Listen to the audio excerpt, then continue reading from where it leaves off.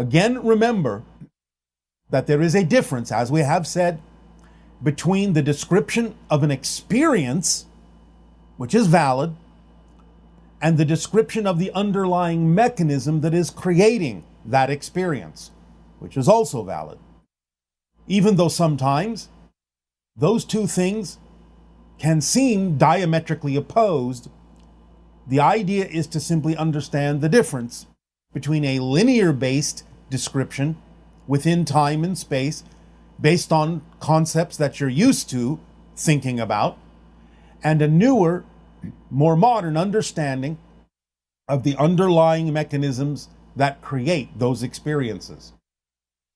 So to allow for more clarity, it would be more wise to be able to recognize and acknowledge both simultaneously. On one level, saying, I am choosing to create an experience of such and such, while simultaneously I understand that the underlying mechanism is this or that, so that I am not assuming, nor in my communications about metaphysical concepts, allowing you to assume that I believe that the emotional and experiential description has anything to do with the actual mechanism at hand that is creating or allowing me to create the experience that I am describing. So that these two things can be acknowledged simultaneously as equally important, both the experiential description and the description of the mechanism, allowing you to have the experience while not allowing anyone to assume that you necessarily think that the description of the experience explains how the experience was created or why it's happening, thus creating more clarity, more distinction between those two states, so that you can use them more flexibly, and so that there is no confusion about what is actually being said. So the idea, as we have given examples, of things like reincarnation, where in the old paradigm you say, well, I have lived before as this other person, I may live again as another person, instead of understanding the actual mechanism of everything exists simultaneously. I, the person I am now, have never been another person, because that other person exists at the same time that I do.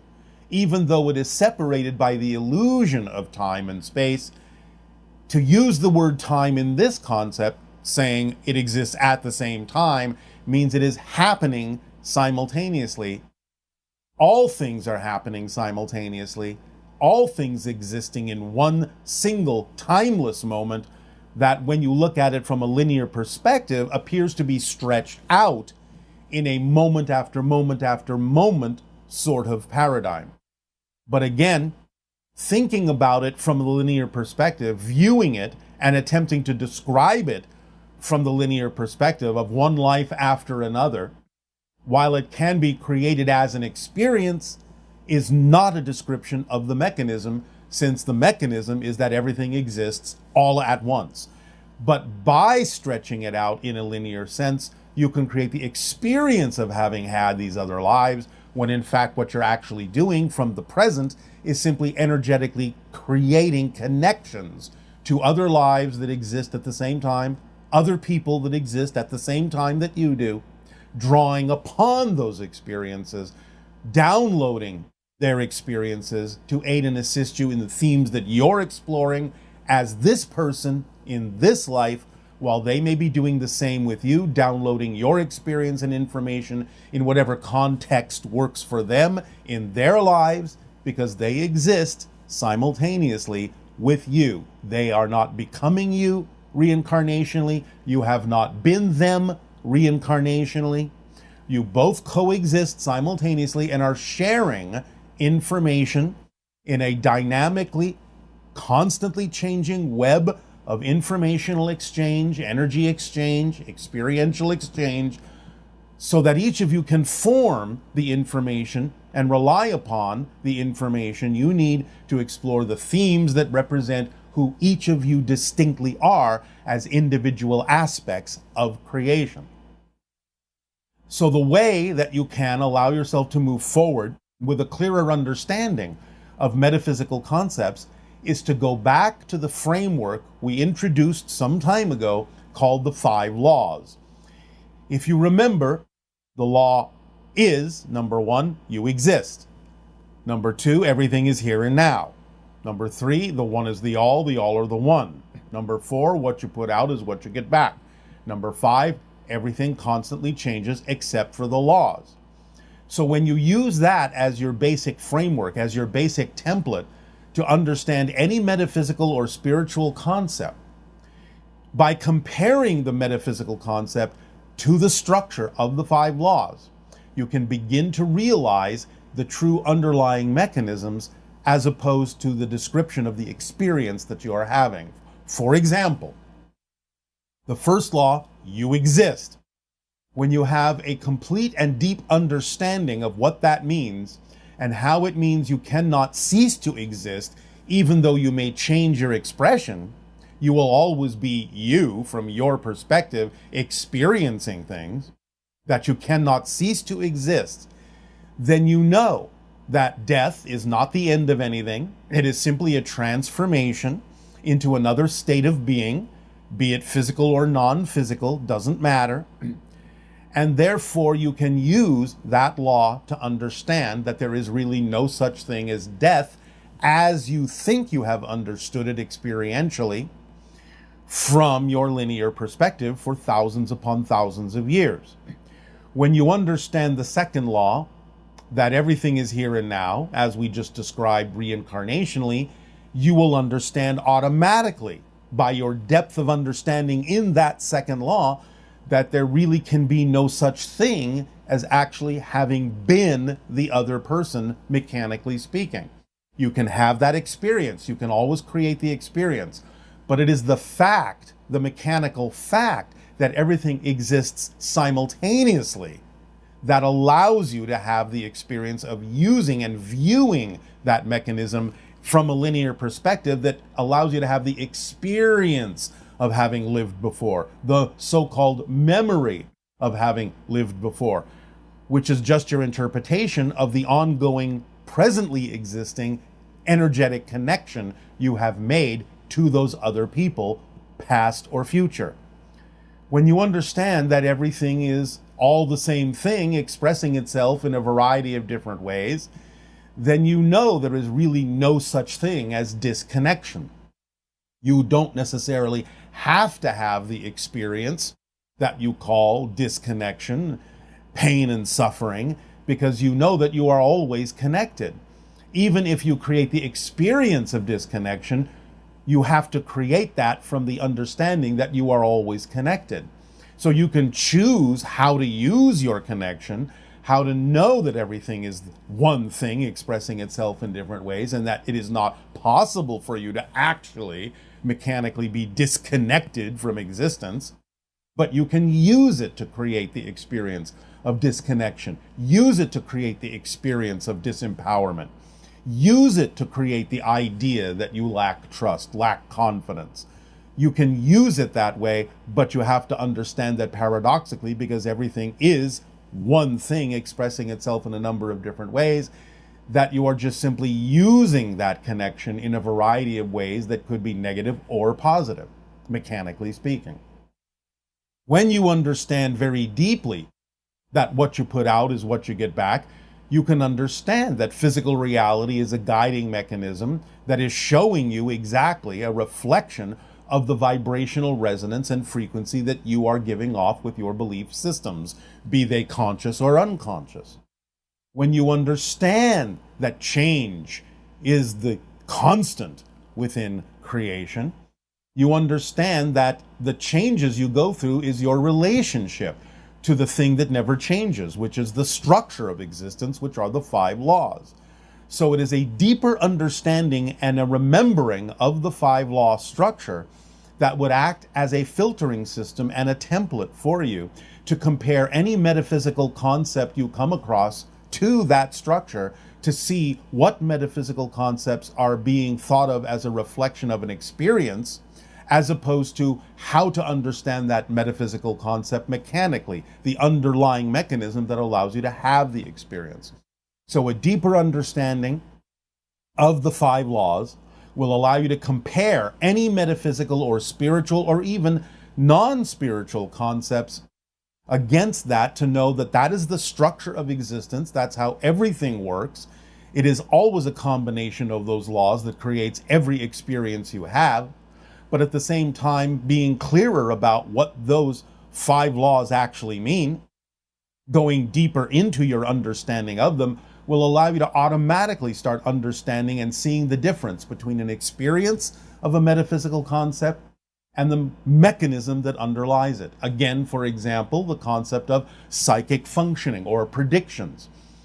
If you know, again, that everything exists now, then it is not a surprise that someone who is tuned to a parallel probability reality could pick up on the idea that that reality that you could shift to may have a high degree of energy behind it, a high degree of momentum behind it, may be the most likely manifestational reality to occur if things do not change.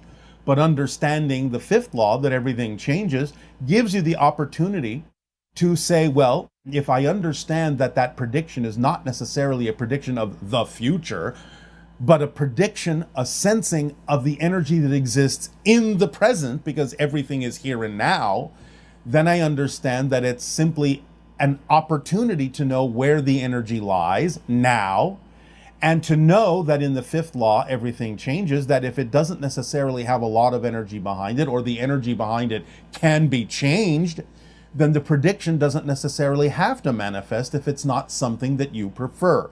And by adding energy to it in a different direction, by defining it in a different way, by using it as simply a present day sensing of where the energy is, instead of an absolute prediction of something that's inevitable or unavoidable, then you can use the law of change to add energy to it in a particular way that can allow the prediction to render itself obsolete by having known what it is telling you about the present energy. So again, using the 5 laws and comparing metaphysical concepts that you have lived with for thousands of years against that framework can give you far more clarity about what the mechanical truth is behind many of the metaphysical or spiritual experiences you may have in your life. So we would always suggest and recommend and encourage you to look more deeply into the 5 laws, understand them much more clearly, and that will give you the template to carry through life, so that anytime you have a metaphysical experience, even if you want to validate it as an experience, which is fine, it will still simultaneously give you the clarity you need to understand the mechanism that goes along with it, so that you don't necessarily think that the experiential definition is a description of how those things actually work, which can cause much confusion in people who are coming into a clearer understanding or a growing understanding of metaphysics and spirituality. We thank you for allowing us to share this idea of this gray zone where these things can get blended in to provide more clarity and take them out of confusion, take them out of misinterpretation, take them out of misunderstanding, so that you can move forward with the idea of metaphysics in a more modern way, and it can serve you to create the reality more consciously that you prefer. In return for the gift you have given us of allowing us to share this information with you this day of your time, I ask, in what way may we now be of service to you? Please begin with your dialogues and your questions if you wish.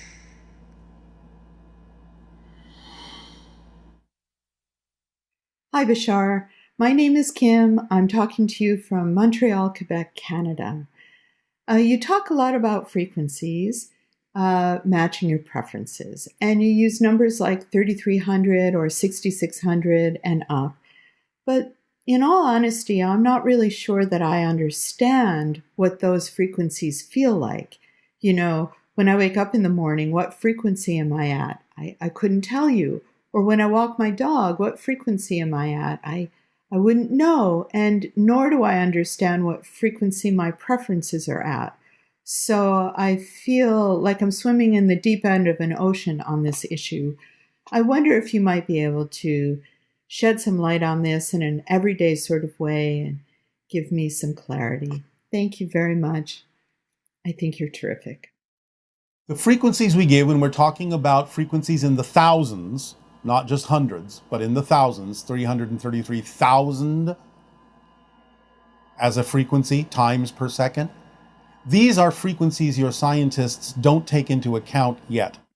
This is the total frequency of your physical form in combination with your higher mind that represents the state of being you are at this point in your life, and based on the state of being you shift to in any endeavor you may undergo.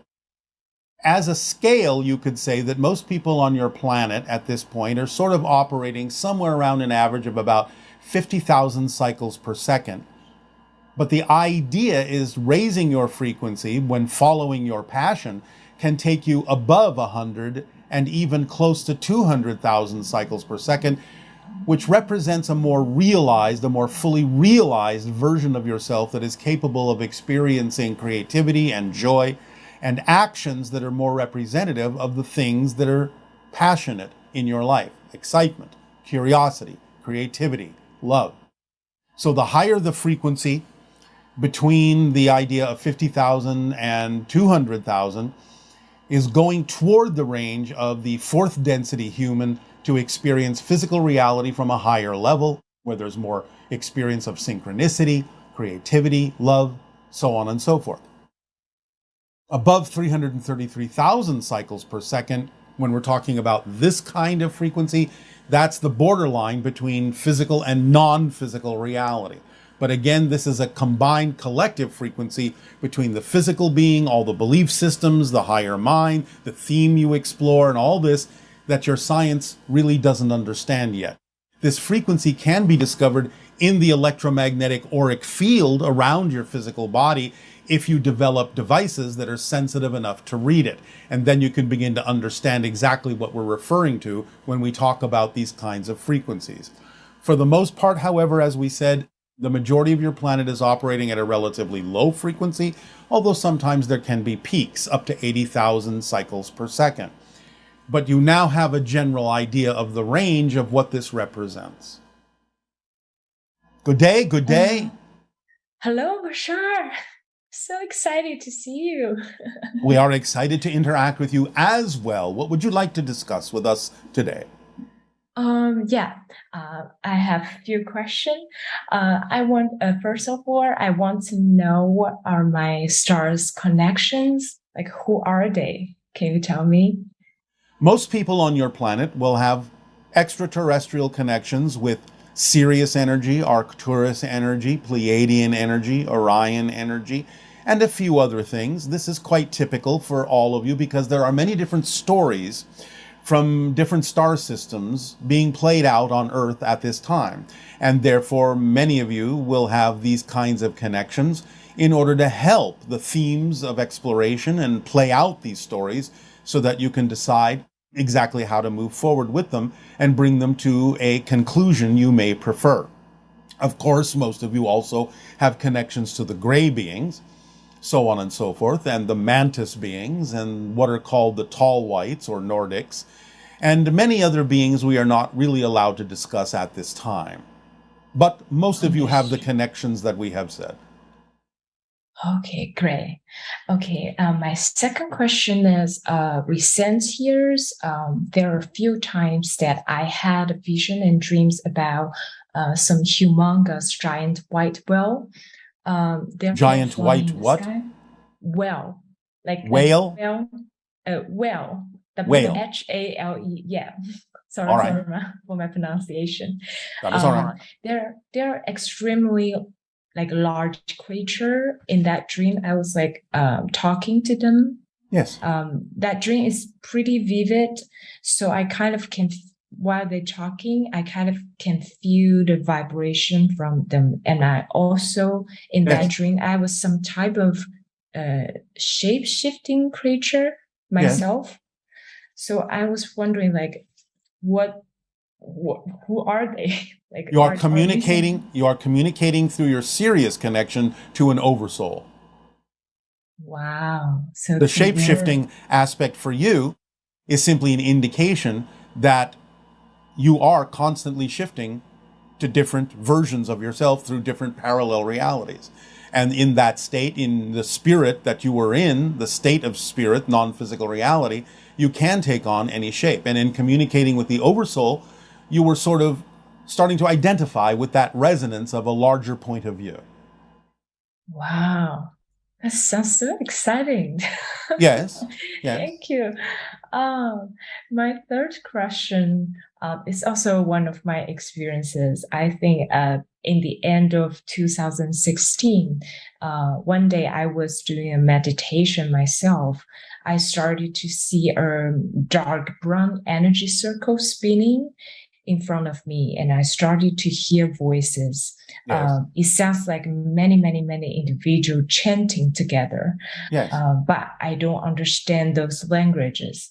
All right. Um, The idea is sometimes when you can get into certain meditative states, especially now that you're exploring an expansion of consciousness, you may allow yourself to connect into portals between different parallel realities or different parallel, shall we say, versions of you in different cultures, different languages, to allow yourself to tap into that collective to amplify and magnify your ability to also get into that altered state.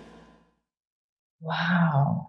So you're doing it kind of So, as a group instead of just as an individual, relying on others in parallel realities going through the same experience and tapping into that energy to make it easier for you and each of them to do it in their own realities as individuals. wow, that's so interesting. So basically, I just communicating with myself. No, it's not yourself. It's other versions. They're not you, but they are other Yeah, yeah, versions that might be similar in parallel realities. Yes, yeah, you on a higher level because everything is one thing, but you were yeah. talking as an individual person.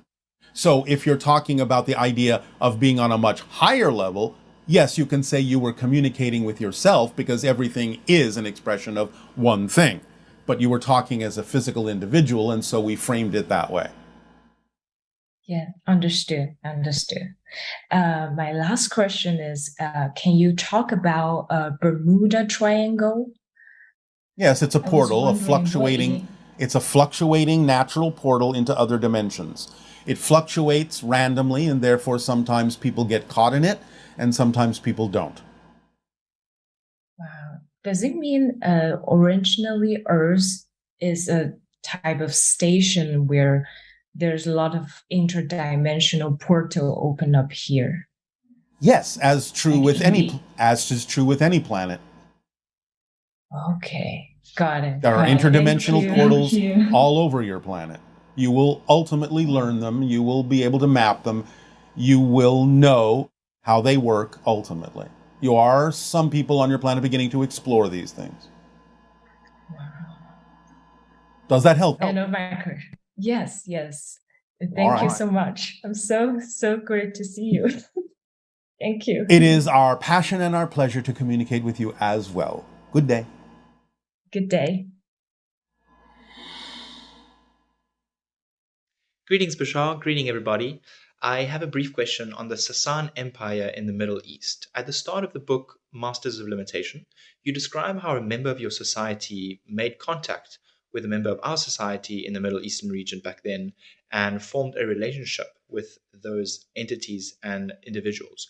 I would love to learn more about the relationship, the nature of the relationship, the intention behind the individuals that made contact from your society, and any other information that you feel would be relevant for us to learn about at this time. Because of course we're all aware of all the acceleration towards open contact with all of the UFO news and everybody becoming more aware and awake around that topic. So anything that you feel would be relevant for us to know now, I would be much appreciated. Thank you. Have a wonderful day and sending lots of love. The only thing at this time that we are allowed to share with you about that particular situation is that there were certain protocols that were given that would help to establish the beginnings of the protocols of contact in, from that point of view, the future, which is what's happening now. So the idea is that being forms an anchor point at a certain place and at a certain time in your planet's history that is the planting of the seed of open contact that would occur in that reality's future, which is what's happening now. Hello, Bashar. Good day. Good day. Hello, I'm Susie from Israel. I'm very happy to see you. All right. Thank you for the co-creation. Thank you about this opportunity. Bashar, I have a few questions, please. Yes.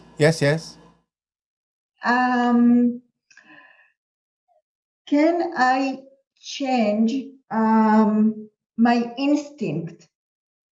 You know, my instinct, not my behavior, not my pattern. My instinct. For example, Yes. For example, I speak with someone and he tell me something, and my face is changed. My face, not. I don't react. My face change. So can I change my instinct? You know. I am not sure that you are using the correct word or definition here. We are not sure that there is a translation for what you are saying about changing your instinct. Can you be more specific? My core belief, my core deep belief, not my behavior, not my pattern. Yes, you can change a core belief, but if you change a core belief, your behavior and your patterns will also change. Yes, but how I change this instinct, this... What you're describing as an instinct is simply the result of something you believe in. Okay. Now, there are instincts that are connected to the physical body that are somewhat automatic, but they still can take their cue from your belief system. So again, the idea of changing your instinct or your reaction or response to something, if that's what you're actually talking about, will change if you change your core belief. The fundamental instincts that are automatic won't change because those are the ones you need to allow you to thrive in physical reality, and they're just running on automatic, so you don't have to think about them. But what you're referring to as something from your core belief will change your response or reaction to things, if that's what you mean by instinct. But we're not clear that that's what you mean. Okay, thank you. Yes. I have a dream. I be happy if I want to hear your point of view.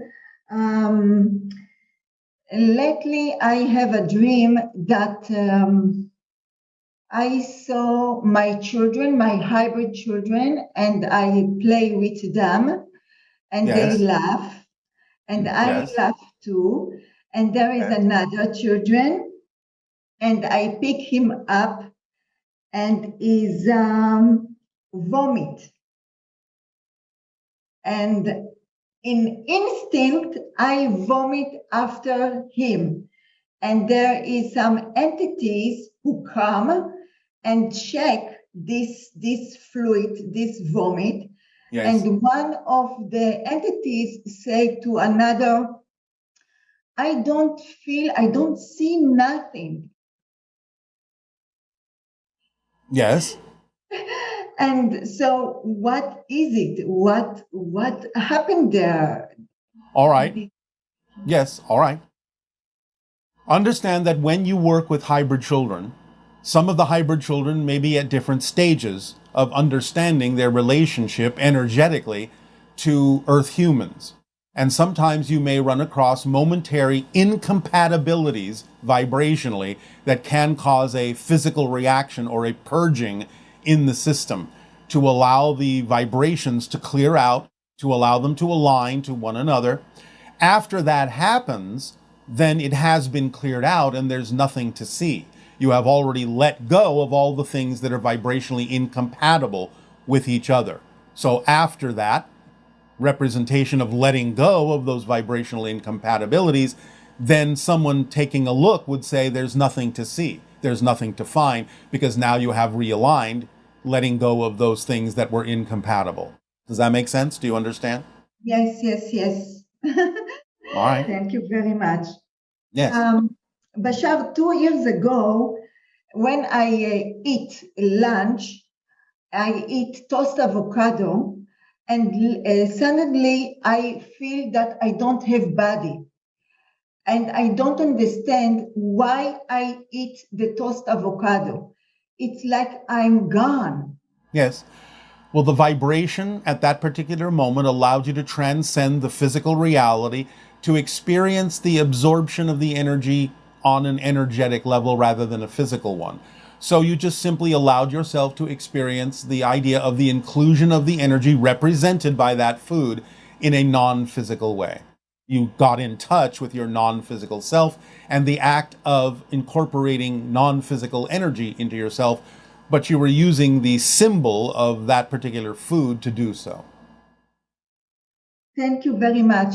Bashar, I channeling Sunshine from Shaya Yale, and she gave it to me her family symbol, but I'm very curious about the symbol of Shaya Yale. Maybe it's triangle and another triangle inside, upside down. As long as the triangle upside down is actually inside the triangle up, facing up, that is accurate enough. There's other things to it, but that's a good start. Thank you very much. Yes. In October, I will be in Egypt with a group. Oh, all right. Have a good time. Thank you very much. It is possible and relevant to maybe to meet you or Yael. If it is relevant, it will happen.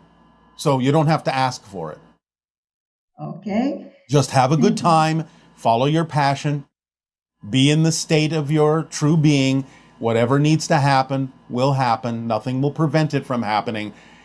If it appears that nothing happens, look again. Something may have happened, but it may not be what you expected. Oh, thank you. So take the insistence and the expectation off of what you think is supposed to happen and just be open to what does happen. It will be what needs to happen. All right? Yes. All right. Yes. I feel very close to Sirius. Yes. But more and more I have a dream about Sirius. Can you tell me this connection? Well, as we have said, many people on your planet have connections to Sirius. It's a higher level consciousness that guides humanity to help them, to encourage them, to move up the ladder, vibrationally speaking. They do the same with us. It's a very high guiding light. So many people on your planet use the Sirius vibration to make connections to other levels of consciousness and to be guided and encouraged in moving toward higher frequencies. Thank you very much. Another more sharing, please. Couple months ago, I wake up in the night and I saw two grays, and it was open window like a portal. It was a water. Yes. They looked for me through this window, but there was in water place, and I was in my room. Yes, well, of course, when they open a portal to another reality, you're going to see what's in that other reality, like looking through a window to another world. Okay, thank you very much. All right, thank you. Good day. Thank you. Good day. Hi, Bashar. This is a question in regards to last month's transmission. lots of people talk about behaviors and patterns and beliefs that are holding them back in life. And it's commonly referred to as, oh, you must have an unconscious belief or a subconscious belief that is hindering you in some way, in some negative way. In my understanding from what you said, I would believe more that that is coming from a conscious learned belief or habit or pattern that you've picked up along your physical trail. Could you please elaborate more on what is this statement?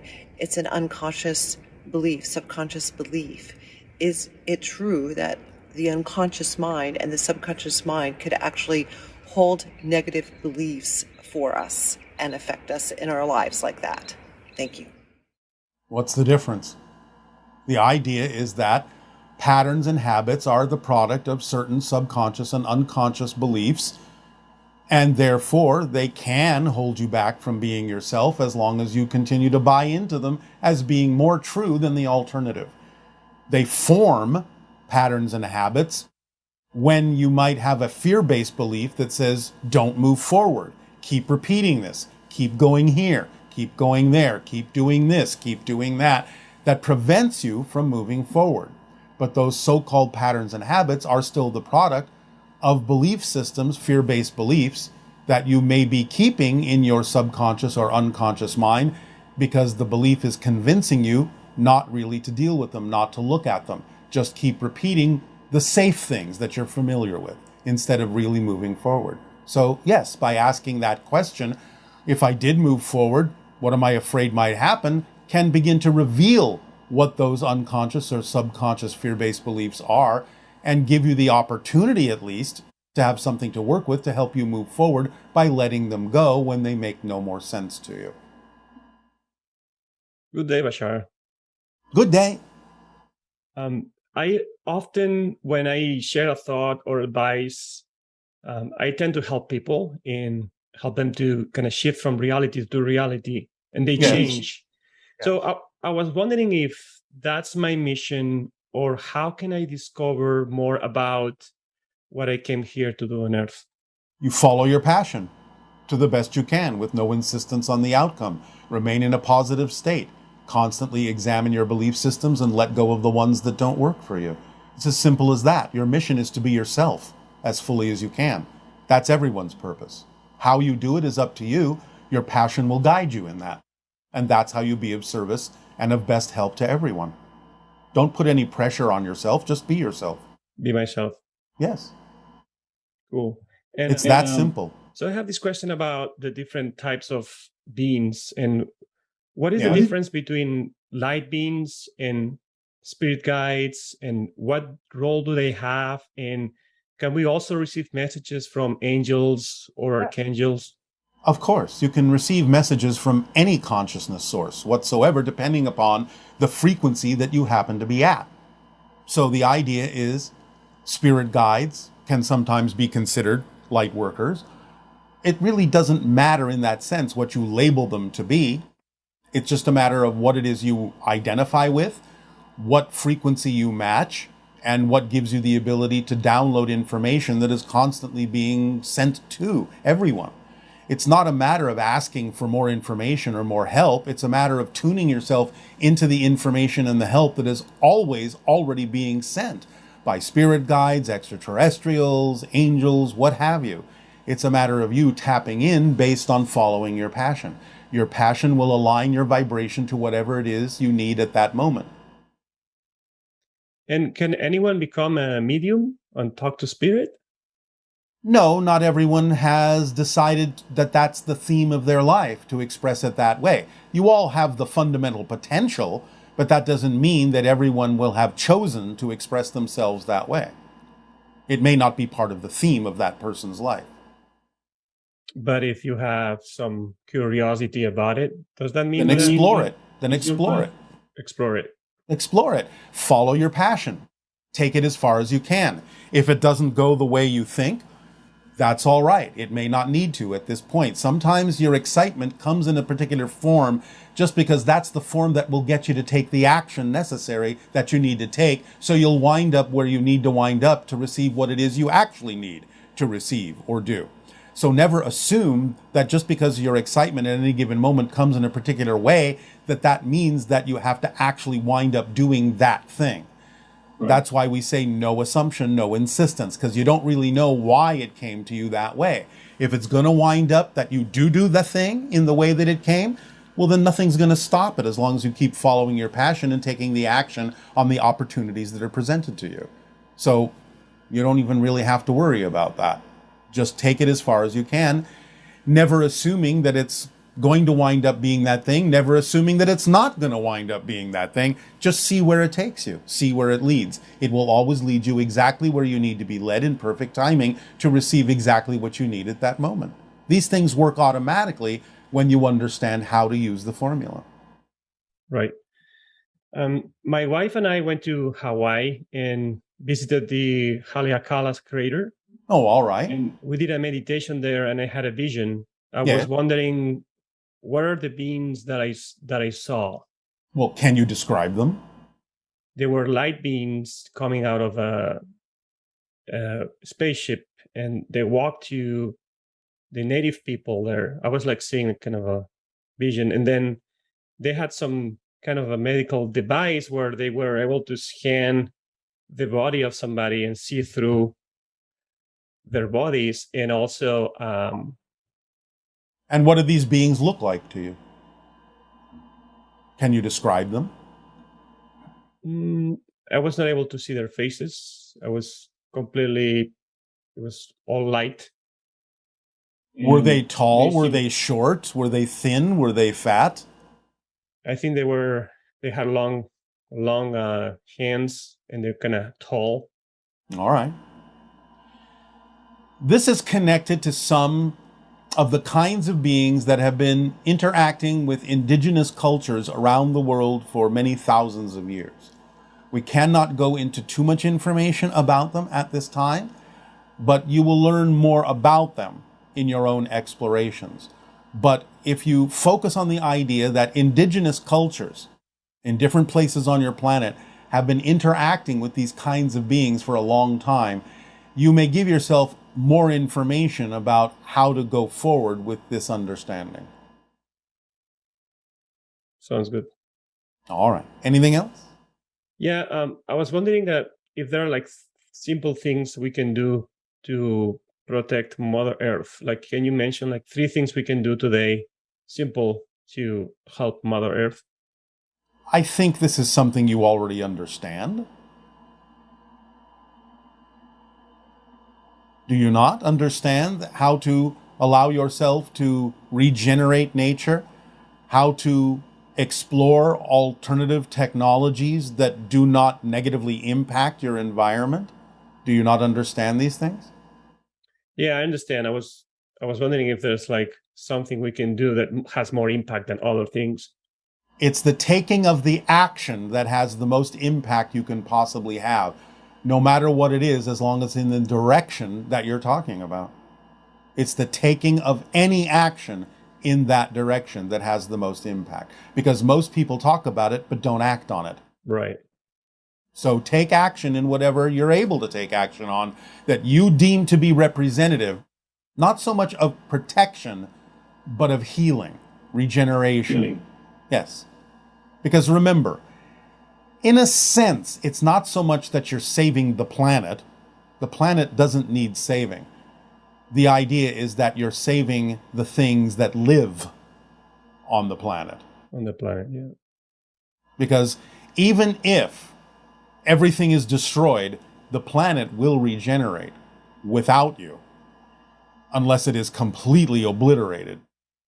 And then even then, the molecules and atoms will reform somewhere else into a different place. So the idea is to simply take whatever action you are excited to take that is representative of healing, regeneration, and connections to nature in a more natural way. And that will have the impact it needs to have. Because remember, you already have all the impact you will ever have. By taking the action, you're not creating impact, you're revealing the impact you already have. So reveal yourself by taking those actions. Thank you, Bashar. You are welcome. Will that help? Yes. All right.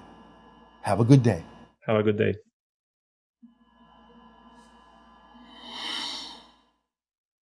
Ha'atu Bashar. Ha'atu. Good day. I am so grateful to be interacting with you today.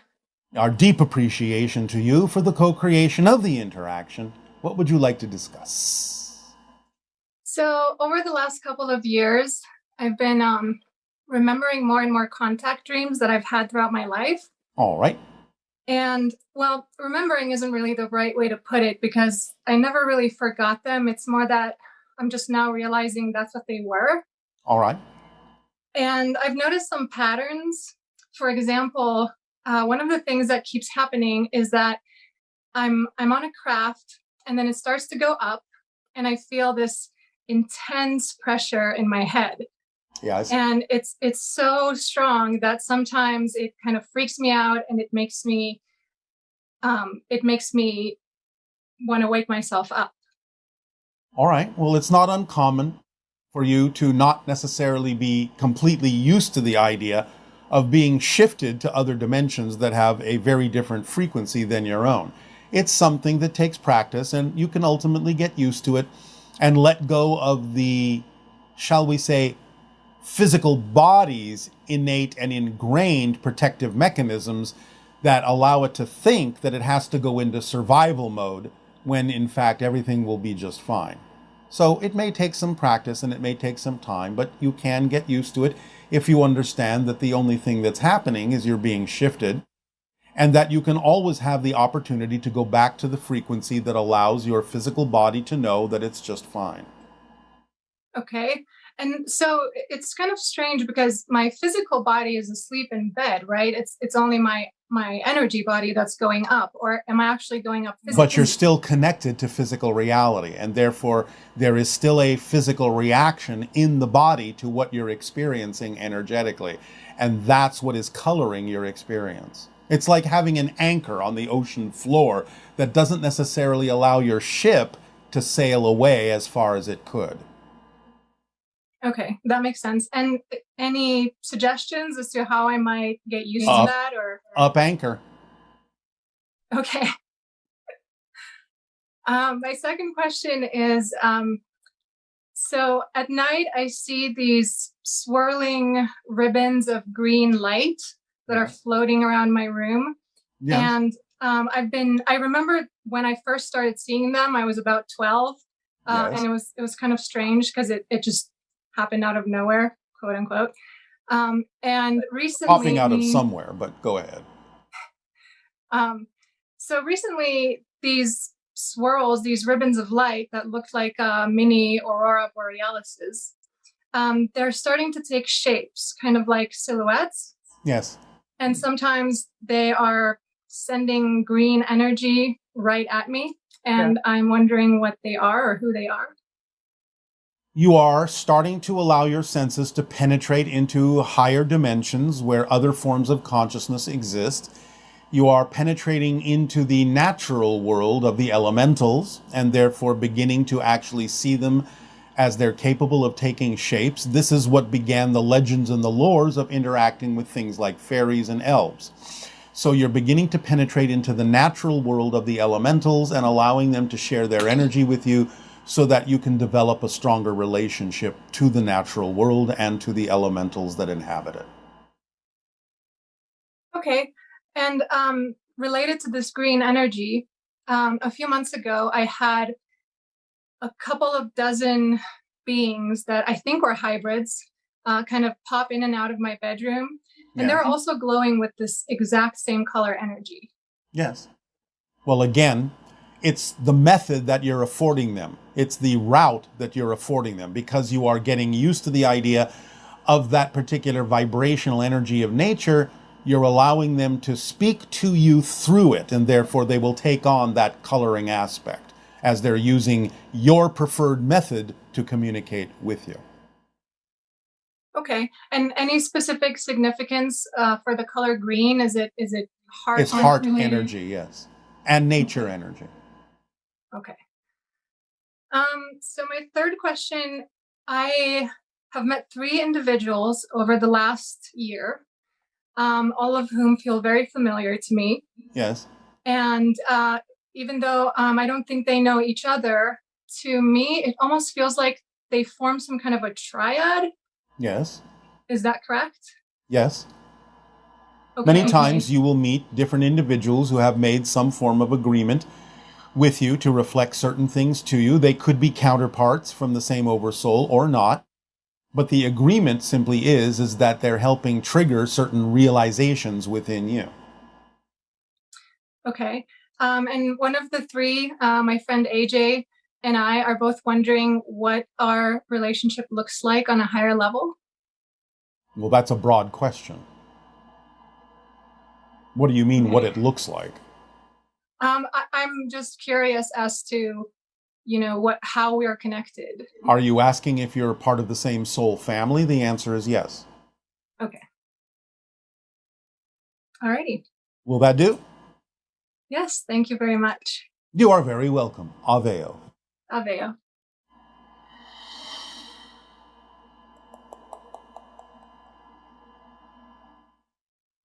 Hello, Bashar.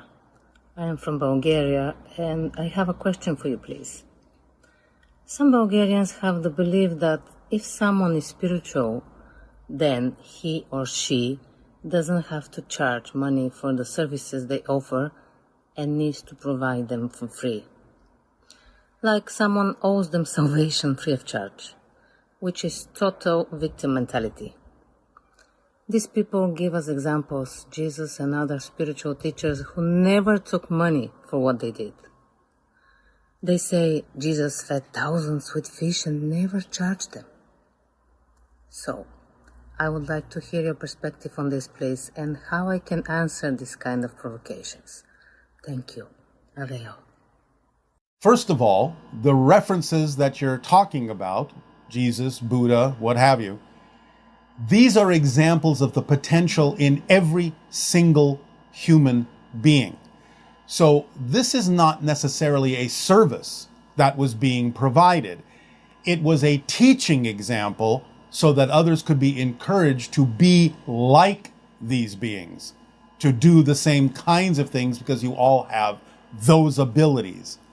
So, as teaching examples, of course, they are not charging for that. But if they were to provide a service, like I am going to provide you the service of healing, I am going to give you a vibration that allows you to match that frequency so you can heal yourself, and I am training you, teaching you on a different way, on a consistent level of providing the service, of giving you the opportunity to do something that you are either unable or unwilling to do yourself. And I am using my time and my abilities to do this because you are not necessarily willing or able to do it yourself, then there needs to be a fair exchange for the time and energy spent to give you the ability, or at least teach you how to give yourself the ability to do the same things. That's different than what those other people were doing as simply a one-off teaching example or a showing of what you're capable of.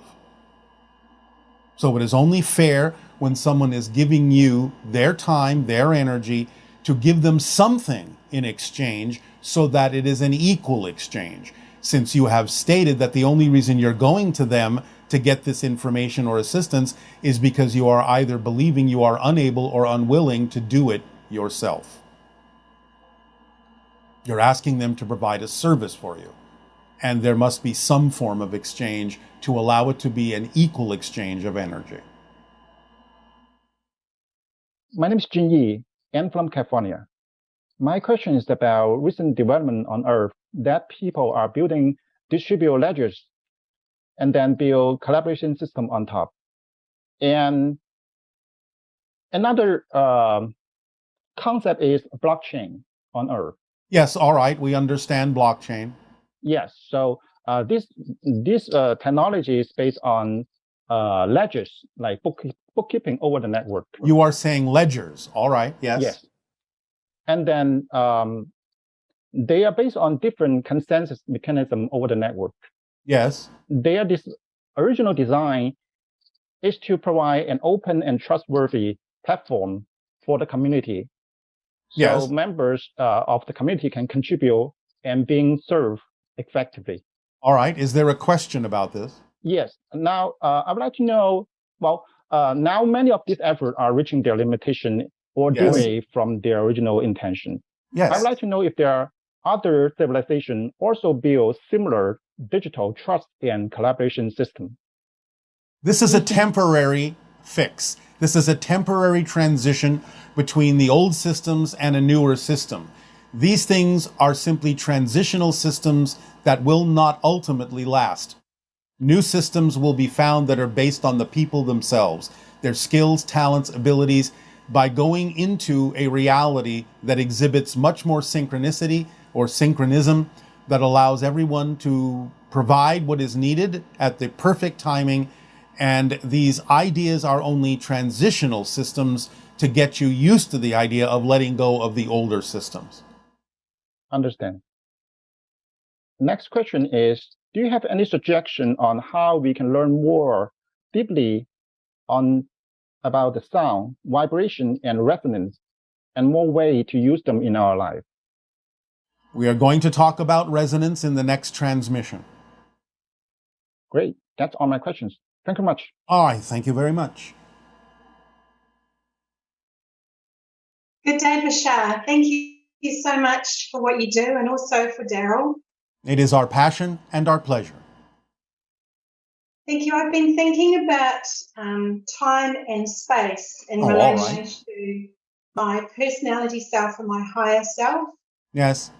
And if I think about it as a circle with my personality self around the edge of the circle, experiencing my life frame to frame, and then my higher self in the center, being able to perceive any point in that circle, if I add in the thought of alternate lives and or parallel lives and alternate realities, I think about it as a sphere where there's an infinite number of edges around that sphere. Would that be a good analogy to understand?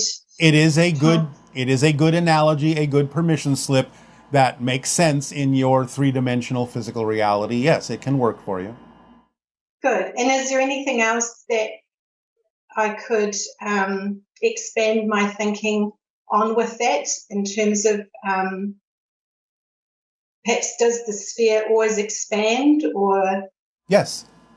You can think of it as spheres within spheres, or you can think of it as a single sphere expanding. It's up to you to decide what works for you as an analogy. As long as you feel it's taking you in the direction that you prefer, then that's fine. It'll work. Right. Thank you. Yes. And also, there seems to have been sound technology in our ancient history with the archaeology that we're finding. Is that something that we'll rediscover and be able to use? And also, do you use sound technology in your civilization? And if so, what for? Yes, you will be able to rediscover it. We simply refer to the idea now in our technology as resonance, a vibrational frequency, no matter what the medium. But yes, resonance is the basis of anything and everything. Frequencies of consciousness, frequencies of energies that allow for manifestations to develop that are based on your understanding of the level from which you're looking. So yes, resonance frequencies can be sound, can be light, can be other kinds of vibrations, but resonance is the key. Right, thank you. Yes. Also, I work as a hypnotherapist, and I often say to my clients that imagination is the language of the subconscious. But would it be more accurate to say that imagination is the language of the higher mind? We have always said it is the language of the higher mind, or at least the conduit to the language of the higher mind. But that means it also works as a conduit for the unconscious and subconscious mind as well, which is why we encourage the physical mind to use its imagination to open up and broaden the conduits of communication from all aspects of its consciousness, subconscious, conscious, unconscious, higher conscious, because that's the pathway, the conduit through which communication comes in different forms from those different compartments of the consciousness. Right. Thank you. And then I see at the moment in the world that we are, as a collective, choosing to learn lessons through pain. Yes, that has been the case in many places for thousands of years on your planet. Now you are learning that you don't necessarily have to, but this is the time when you have to get it all out on the table to really decide what you do and don't prefer. So things intensify during those kinds of moments, those kinds of cycles, so that you can clearly see the difference between what you do and don't prefer and move in the direction you prefer. Now, some people will not move in that direction. They will still insist, because of their belief system, on the idea that they cannot necessarily move forward without the pain. But the idea is that by learning to do so yourself and moving in a more positive direction, you act as a living example to at least give them the option and opportunity to choose something different. Not that they have to, because you don't know what their path is. Nevertheless, this is the time of choosing. So things will become more intense to make it very, very clear what the choices actually are. And so we could choose to learn the same lessons through love? Yes, of course. Yeah. Absolutely. Yeah. And the last question is, I understand that I'm a powerful spiritual being having a physical experience to experience that illusion of separation. Yes. It seems paradoxical then that my drive in this life is to remember who I truly am and my connection. Yes, it is paradoxical, but that's the whole point. You start from some place where you have sort of forgotten who you are, so that you can rediscover who you are from a new point of view, a new angle, a new perspective. That's how it works.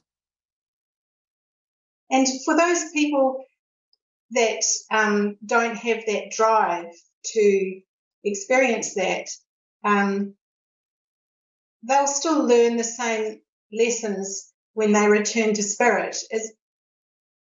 Well, they will learn about them. They will learn about them. They may not learn them, but they may learn about them. And they may have a choice as to how they may wish to incorporate that experience within themselves. Right. Okay, thank you. That's all my questions. Thank you so much. Thank you very much, Aveo. Hi, Bashar. It's Tammy from Israel. I wanted to ask you about out-of-body experience. First of all, do we really leave our body? Second question is why sometimes things located differently in out-of-body experience, like if we're in our house, furniture sometimes can be located differently. Why does it happen? And the last question, what's the difference between out-of-body experience and lucid dreaming? Thank you, I love you. A lucid dream may allow you to still be sort of connected to the body, the physical realm, but you are conscious of the fact that you are able to extend beyond the physical realm and observe things from a slightly higher point of view. Out-of-body astral travel is the next stage above that, where you're truly able to focus your consciousness away from the physical reality to a greater degree, and you see things differently because now you're looking at the template in non-physical reality that may be responsible for what's going on in physical reality, but the arrangements of things may be very different because it might only be one probable reality that is representative of all the probable realities you could have chosen to experience in terms of your final arrangement of things in the physical world. Upon the idea of actual physical death, of course, you go even farther than that and can see things from a much higher perspective that includes all sorts of probabilities. But the idea is that you're seeing not through eyes, but through consciousness when you are in the out-of-body thing. And in a sense, yes, you leave your body. But mechanically, what's actually happening is you're simply expanding your focus beyond the physical realm. Because it's not that your spirit leaves the body, it's that it expands its focus beyond the physical limitations you've imposed upon your consciousness in order to experience physical reality, what you call physical reality. Because the physical body is in your spirit. It's not that your spirit is actually in your physical body, even though from a linear perspective, that's the way you view it. Hello. Good day. Good day. Hey, Bashar. So, I've been going through some really weird experiences, and I was wondering, how exciting! Give me any education of what I'm going through. All right. Well, give us a description. Be specific. Okay. So, around October, November 2021, I went on an Exorcist TikTok live, and had a psychic as a guest, and I was impressed with what she did. So, I went to her for a psychic reading. Yes. And I told her about like all these synchronicities I've been having in life, and from that description, she told me I was psychic, and I should learn Reiki, and I could really help people. So did that resonate with you? Yes, but I never ended up learning Reiki. But the guy I went to go learn Reiki from, I had 2 Reiki sessions with him. Yes. And he gave me these Joe Dispenza meditations to try. All right. So before you go on, what you are now seeing a pattern is, as we have described, sometimes the idea is that synchronicity will point you in a certain direction and your excitement may come in a certain form. That doesn't mean that the form it comes in is something that has to play out. It may just be to get you to go to the next place you need to go to get the information that you need. Yeah, that's exactly what happened. All right. Well, then there you go.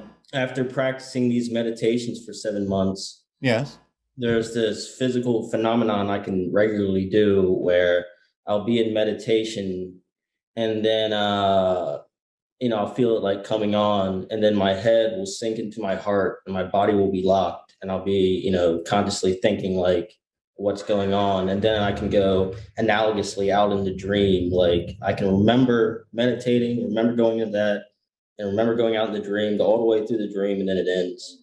Yes. So the first time this happened, it was a really weird feeling. And then that happened, and then I was shot up into the air, and I was on this, it looks like a stadium with portholes on the side, and had this hexagonal floor, like glowing white, purplish, blue kind of thing. You started to remember that you have connection was playing up top of my head. You started to remember that you've had contact with extraterrestrial beings. You think so? I know so.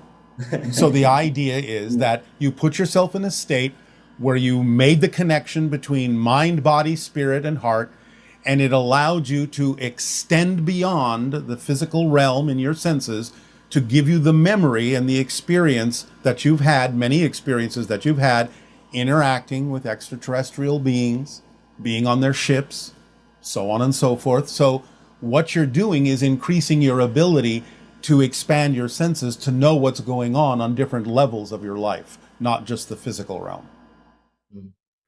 Yeah, so from there, I went to this transparent part of the floor, and I fell back down into my body, and I was thinking I was awake, and I wasn't. And I was like, wow, that was really weird. And then I looked outside my window, and my hill's like 30 feet down, and the silver car pulls up, and all these really deformed people start coming out of the car and climbing up my house to my window.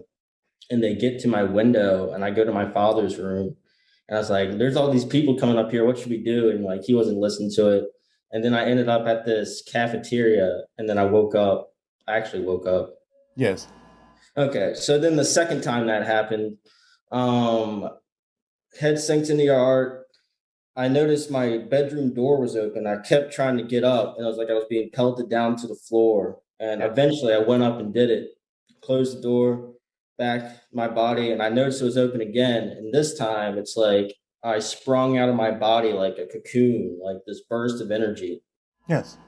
And so I went to go through my house, and every time I went to open a door, it was like it was being trying to be closed by something. And my house was decorated with all this really weird, ancient, oriental sort of decorations. All right. I was going through my house, and my living room is covered with ferns, and I get out. It's like this effervescent blue everywhere, and there's these stone statues everywhere. And I'm going up my driveway to my mailbox, and there's this swirling pink, orange storm. I mean, purple, orange storm.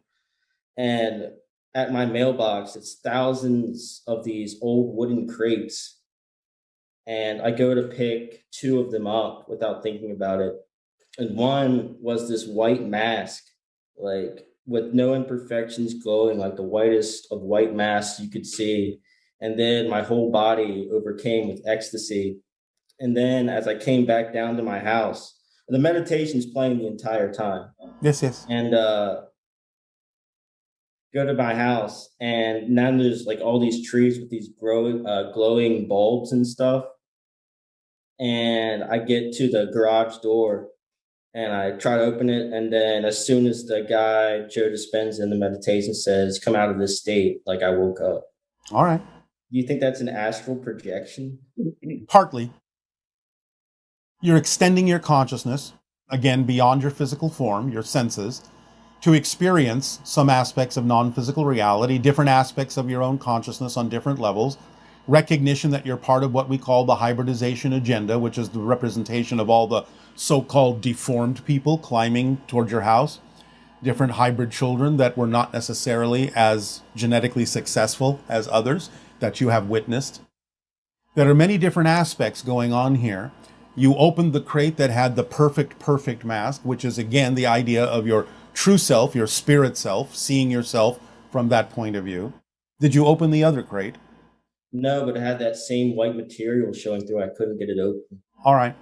So again, the idea of the ideal vibration, your true self vibration, receiving messages from different sources, hence the idea of the mailbox, communications coming from many different sources, breaking through the barriers of your physical reality into parallel realities, seeing many things overlapping simultaneously, which I understand can be somewhat confusing, which is why you are saying it's all very weird. But remember that weird is simply something you're not used to.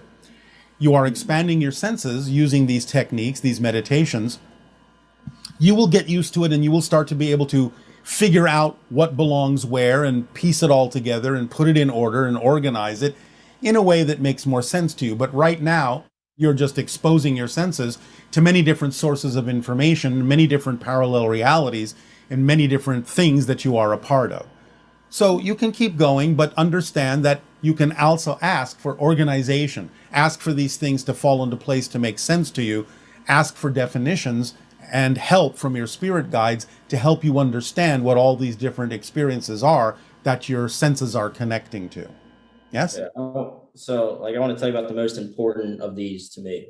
Yes. So same thing, head falls in the yard, and then I was thrown down in this pristine bathroom with this snowy peak outside, and there was this little box, and it has that, you know, that cliche where the guy's laying on the bed and then the line and his body's floating up top of it on the box. And I like look at it and I was like, oh wow, I'm dreaming. And I try to exit the bathroom. Each time I'm exiting it, I come back in the same place. I'm like, oh, I'll just think up and wake up. And so I did that. I wasn't awake. And I thought I was awake again on my bed. I was like, wow, this is really weird. Something doesn't seem right. And I get shot up into this house, and there's this her race is indiscernible, but this brown skinned woman with this white and gold outfit, and she's telling me all this stuff about my destiny. And she does this yoga pose and transforms into this white monster with all these red glowing welts all over. And she tells me to beware. And then I actually woke up and I fell asleep again. Then I was in this house, this infinite house with these infinite doorways. And then there would be people coming out of them, or it would go into another dream. And then I would wake up from that dream and end up at the house. And anyway, the most important thing out of this is what I asked this one person coming out of these doorways. To open the door, and this guy's like passing me along. I'm like, you need to tell me what's going on right now. And he's like, extreme, blah, blah, blah, blah, powerful, blah, blah. And I like grab him by the shoulder. I'm like, you need to tell me what's going on right now. And he says, extreme teachings from the most powerful. So who is the most powerful? Your own higher self and your spirit guides and source and all that is. Okay. And what makes the teachings extreme? They're extreme relative to the reality that you're experiencing. The idea is You're giving yourself an example of the difference between your expanded self and your physical limited self. The box is what you have stuffed yourself into that represents physical reality, but the body, the astral body, is representative of the more expanded version of you. These are the things you're learning. In a sense, you're attending spiritual classes in the spirit world and being taught. Sorry to interrupt you, but I'm always in a classroom. I always Yes. end up in some sort of classroom. You are taking lessons, you are taking classes on the spirit level that will aid and assist you in understanding how to transform your physical reality in a way that works for you. Okay. So, have fun. Yeah. Yeah. Okay. I really appreciate your insight. It is our passion and our pleasure. You are on a journey that is very exciting. Open up to the passion, open up to the excitement, have a good time. You will receive the help you need. All right? Thank you, Bashar. You are welcome. Aveo. Bye.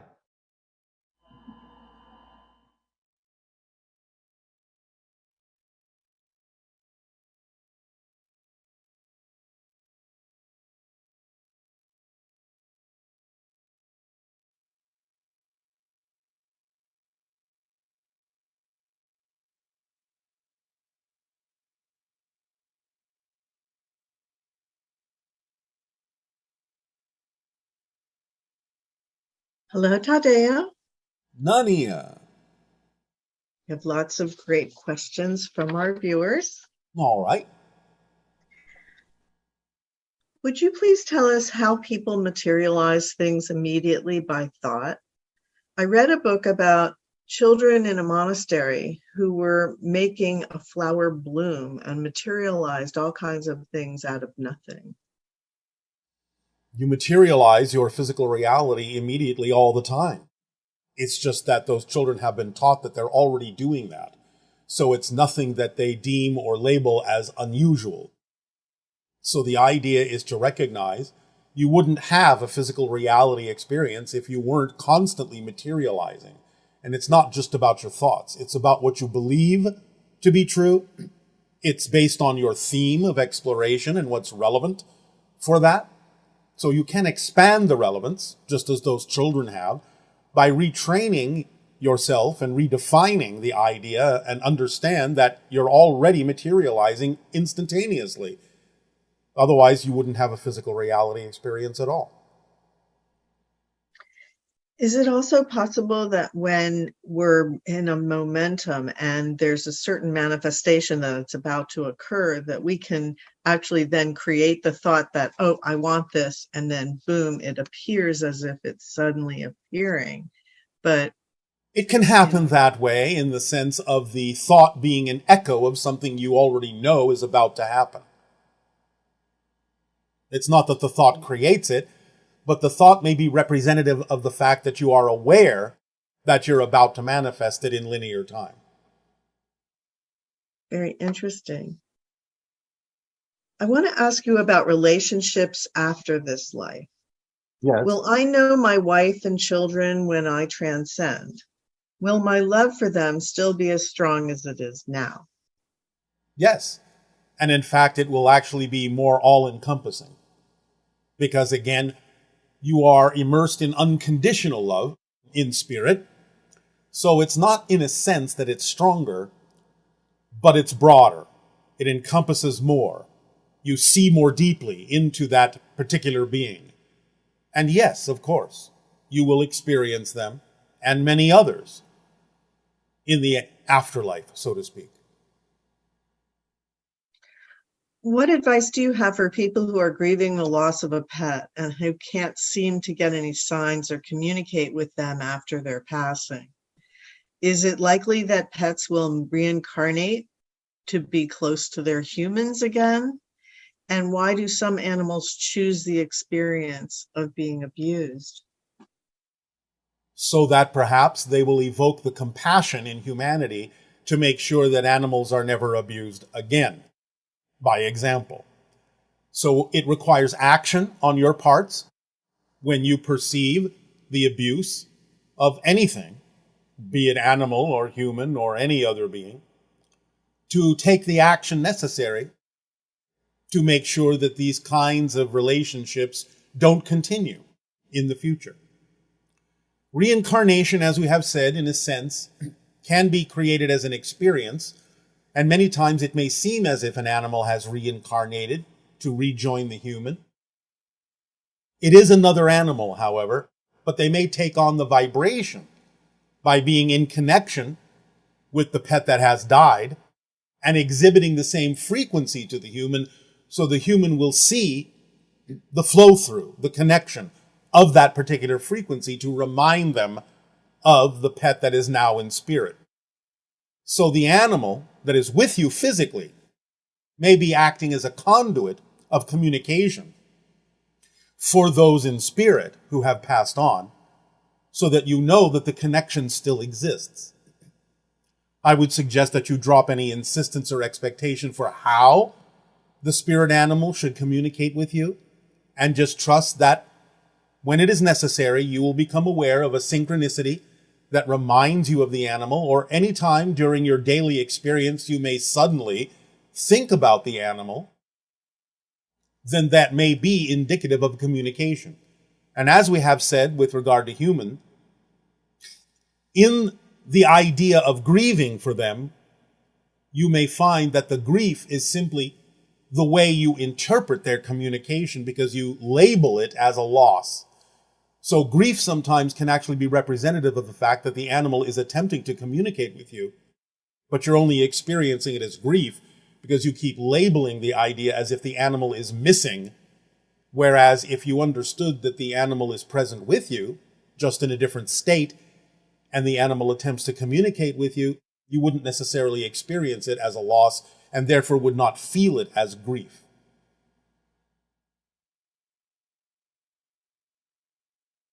This viewer has the question regarding communication with the Cetacean Nation. You had said to communicate telepathically. So I have been sending one what I call a bubble of communication every day. I include an image of nature that I've seen in my day, and I blow it towards the ocean in my imagination, where I think I get the bubbles back with images from the cetaceans' day. Is this really working? And if so, who am I communicating with exactly? Yes, it's working, and you may be communicating now and then with various random cetaceans, in the same way that you may communicate with various random humans in your course of daily events. It's not always necessarily the same cetacean.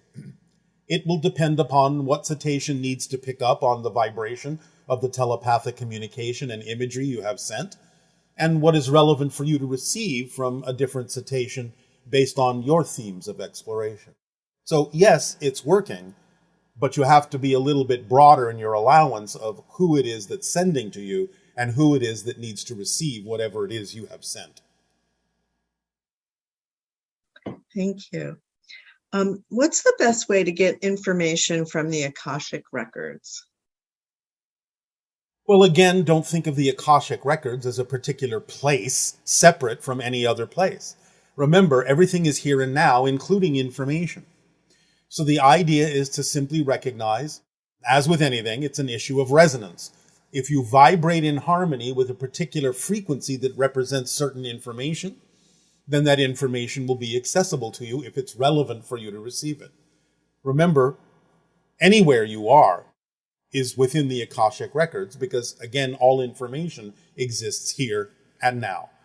Lose some of the idea of space and time, start really understanding and feeling that you are in the now moment and that all information is here now with you. And again, if you have a particular passion or interest in certain information, then focus on that and vibrate according to that passion. Feel that excitement about that information. Remain quiet and calm, and just be open to receiving it either through synchronicity or in your mind or whatever way it needs to come to you along the path of least resistance. And the information that is relevant and necessary will appear. And some say Akashic records can be rewritten to twist history. I believe Akashic records work to keep everything that has ever been acted upon, felt, or thought crystal clear and that they cannot be messed with. Is that true? Yes, they cannot be messed with. What someone is referring to is the understanding that there are many parallel histories. So depending upon a shift in your own vibration, relative to the idea of the Akashic records or information that is available to you here and now, you may shift into a parallel reality that has a different history. You're not twisting the history that was in the reality you were in. You're simply shifting to a different reality that has a different history. They all coexist simultaneously. So when you have different factions with different opinions of what is history, how does that intersect with the idea of each timeline has its own history? Because it does seem that history can be rewritten, or it is written by those that are in power, so to speak. It depends on what you mean by in power, because everyone is in power. But the idea, again, is that you exist by agreement in a reality that contains the potential to shift to different histories.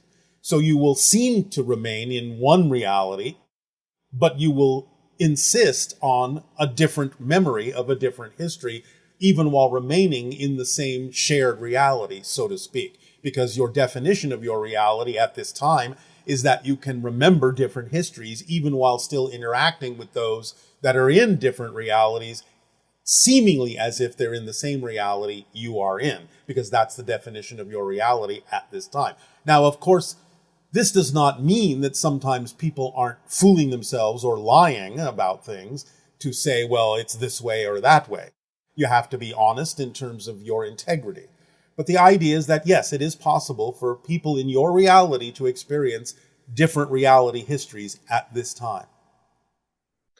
And is it also the idea that if you feel like you have to force your version of history on others, that's a different energy that then would, how does that energy affect the idea of understanding your own history or the history of others? Well, again, this goes to what we said about the idea of lying to oneself, or again, not feeling empowered by the history that you actually insist upon. Because if that is a true history for you, then you will simply naturally align with it in a way that requires no forcing for anyone else to believe the same history that you do, because you are in a different reality. And so what is divine timing, and can we influence it with our will of mind and manifestation? No. The idea of divine timing is simply the timing that is correct for you. So this is why we incorporate this idea in the formula of following your passion, because then everything simply happens in perfect timing. Divine timing and perfect timing are the same thing, relevant to the theme that you're exploring as the individual that you are. There's no difference, and it's not affected by will per se. It's affected by passion in terms of what you shift to experience the timing of different events that manifest according to your theme of exploration. And what is the mechanism of remote viewing? This is fairly long, so is this a good way to have some physical experience of what it's like to be on other planets and moons without limitation of the terrestrial body? And this person is not interested in spirit or dream visit, but in an experience where to some degree you physically feel the sulfur lava flows and hear the sounds of volcanic explosions. Yes, well, again, this goes to the idea, like the Akashic records, that everything is here and now, and it's not really remote viewing, although we understand what you mean by that linearly. The idea is to know that those other planets are here and now. And again, the more you can identify with them, the more you can resonate in harmony with those ideas, if that is representative of your passion, the stronger the effect can be of experiencing, at least to some degree, some of the physical phenomenology and manifestations that exist on those other planets. So again, losing the idea that it is actually remote and allowing it to be more here and now with you will allow you to experience some of those sensations that you're asking about. Okay, thank you. And in regards to old understandings, how would you update our understanding regarding shape-shifting? Again, there are many different versions of you, so to speak, you, in parallel realities. So it's the idea of resonating and identifying with those other versions, no matter how similar or dissimilar they may be, that are connected thematically to you in some way, shape, or form, and taking on those resonances and even sometimes those appearances to the degree that you can actually energetically convince others to see the differences in you as well, to share those parallel reality versions in what appears to be your reality. You're actually creating a kind of a bubble in which it's all right to shift to different versions, at least in appearance, of different versions of you in parallel realities to the degree that others can also perceive them. In a sense, does that relate to the idea of Daryl before he was a channel and then after he was a channel, that in a sense he learned how to provide that representation of your consciousness? To some degree, yes. Although, again, shape-shifting can take it much further.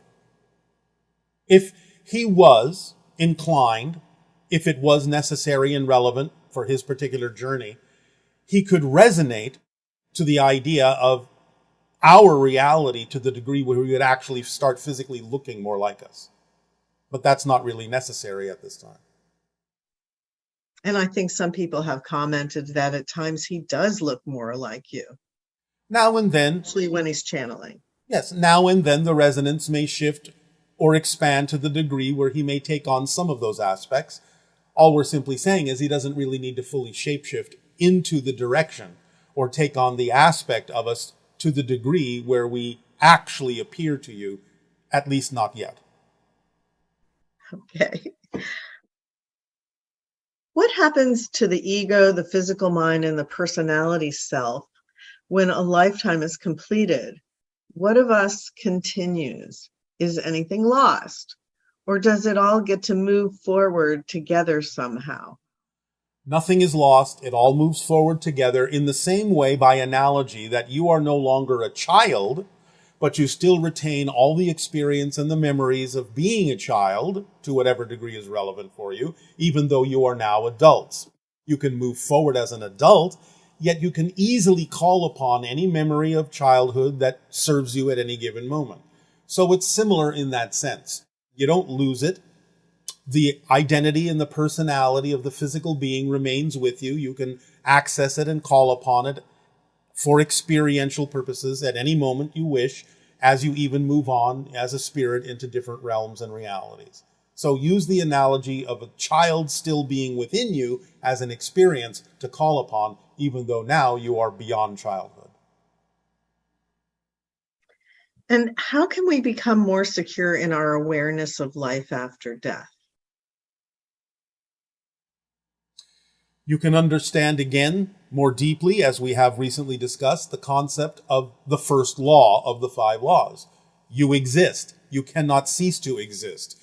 Your point of view, your literal point of view, your ability to experience from your identity cannot cease to exist. It can change form, but it cannot cease to exist. That's its quality. Existence itself. Again, non-existence doesn't exist. By definition, that's its quality, to not exist.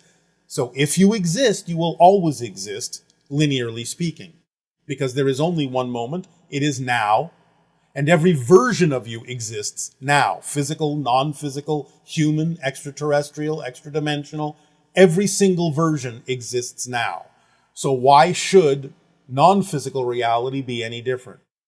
You are capable of existing as a non-corporeal being. Therefore, if you understand, truly deeply understand the first law, you will know that even at physical death, that cannot be the end of your identity. Your identity is the unique reflection of all that is that you are, your point of view of all that is, and that cannot vanish. And if we constantly shift into parallel realities billions of times a second, do our guides and helpers follow us through each of these parallel realities, or do they change? You have different guides for every shift you make. Again, it may appear as if they are following you, as you say, and because they are in a higher dimension, they may have a broader point of view that allows them to see beyond the physical moment limitations that exist as the tick of the clock of your physical reality. So they may be able to follow you from a broader perspective, but nevertheless, as you shift as a physical persona, another aspect of those guides is what's present for you as a new person. So is that kind of true with the oversoul, that your soul family, so to speak, can change based on who you are at any given moment? Or Yes. is that more stable? No. Anything and everything, remember the fifth law, everything changes. Yeah, it's like as humans, we may look for stability, but from the standpoint of being in spirit and the connections we have, it's a free-flowing experience. It's a free-flowing stability. Change is the only stable thing. Right. It's, again, through analogy, like walking. You have to actually keep moving to keep in balance. If you try to stay still and balance on one foot, you will fall over. You have to actually change to remain stable. And as long as you hold someone in your heart with pure intention, can you keep this person in your reality, even if the person is vibrationally, physically far from you? Not necessarily. It depends upon what their theme of exploration is and how relevant it is for your reality to maintain a connection to that particular person. So holding them in your heart is what allows them to be who they are. And if that sometimes may require that there is no apparent connection temporarily, then that is what is required as an expression of your love for them.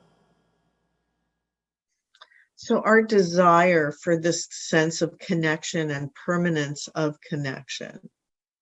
There is always permanence of connection, just not always on the same level. Again, you have to broaden your perspective and perception of the fact that you always have a connection, because nothing can be disconnected from one another because it's all one thing. But on the different levels where you can have the experience of disconnection, then sometimes disconnection can be used in positive ways to allow people to go on their journeys uniquely from the journey that you are on temporarily. So there's nothing wrong with that or negative about that. It's not that you're actually truly losing track of them, because you are always connected on a higher level. But you may have to allow for what appears to be temporary disconnection to allow people to have their own journeys. So in a sense, what you're explaining is more how spirit would relate to the idea of connection, non-connection, being stable in whatever change occurs, whereas as humans, we may be insistent upon connections so that we feel stable. Insistent on a particular form of connection, yes. I see. So is that sort of one of the challenges that we as humans are facing, is understanding how to relate to changing relationships? And yes. Okay, thank you. How is it that we can continue to have experiences beyond the one if we are the only ever who we are now and won't be anyone else? I'd like to feel, this person is saying, I'd like to feel secure about continuance, both for myself and my loved ones, but still feel fearful sometimes around this idea of death and what comes after this life experience. Can you give some more reassurance about that? Or again, it goes back to what we've already just said recently. You have to understand more deeply the idea of the first law, that you exist. And your uniqueness cannot dissipate, cannot vanish. You will change, but you will not, as an identity, be able to disappear. And you say that we have free will, but you also talk about the idea of the motivational mechanism, Yes. and that we always do what we think will serve us best in any given moment. That sounds like it might be deterministic in a way. No, not at all. Because you're choosing what to believe in. So once you believe in something, it does set up a cause and effect situation in your linear physical reality, because every choice you make has a specific consequence that is designed to go with that choice. If you want to call that temporarily deterministic as a mechanism, you can. But since you are making the choice to believe what you believe and inputting that choice into the motivational mechanism, you still have the free will to determine what beliefs you put into the motivational mechanism. The motivational mechanism itself only determines, as far as the choice you put into it, what the effect will be that comes out of putting that choice in. And so this one person is saying they like the idea of being me as a soul, but I want to experience more than just this one personality, lifetime, body, etc. How does that work? We are not sure we understand the way the question is being formed. I'm going to guess that the person is wondering if they can change into different people as personality in this lifetime, in this body. To a degree. Again, this goes back to the idea of shapeshifting and goes back to the idea that you are a different person billions of times a second. It just depends on to what degree it's relevant for you to actually appear to be a different person to others and yourself. It's often not necessary to be that extreme. It's not impossible, but the question again is it relevant, truly relevant for what you need?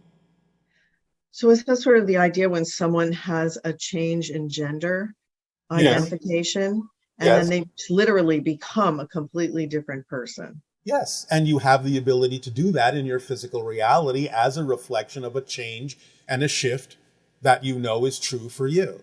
So yes, you can do those kinds of things to represent that kind of change. But again, it's up to you as to how to represent that and how relevant it is for you. That's your decision. Right, because people tend to talk about seem to have many different lifetimes in this lifetime because of, I guess, the rapid sense of change, the flexibility of the reality now. Yes. And that they're literally doing several lifetimes in one. In a sense, yes. As we have said, this is the lifetime where you're allowed to actually change your themes. That's exciting. Yes, it is. And what exactly are healers supposed to be doing? This person would love to hear the best alternative healing modalities to uplift their clients' souls and health of all humanity. As we have said, a healer only provides a vibrational resonance that represents the healed state of the person they are serving. But what that person does with that vibration, whether they adapt it to themselves and heal themselves or not, is none of the healer's business. You have provided what you can provide.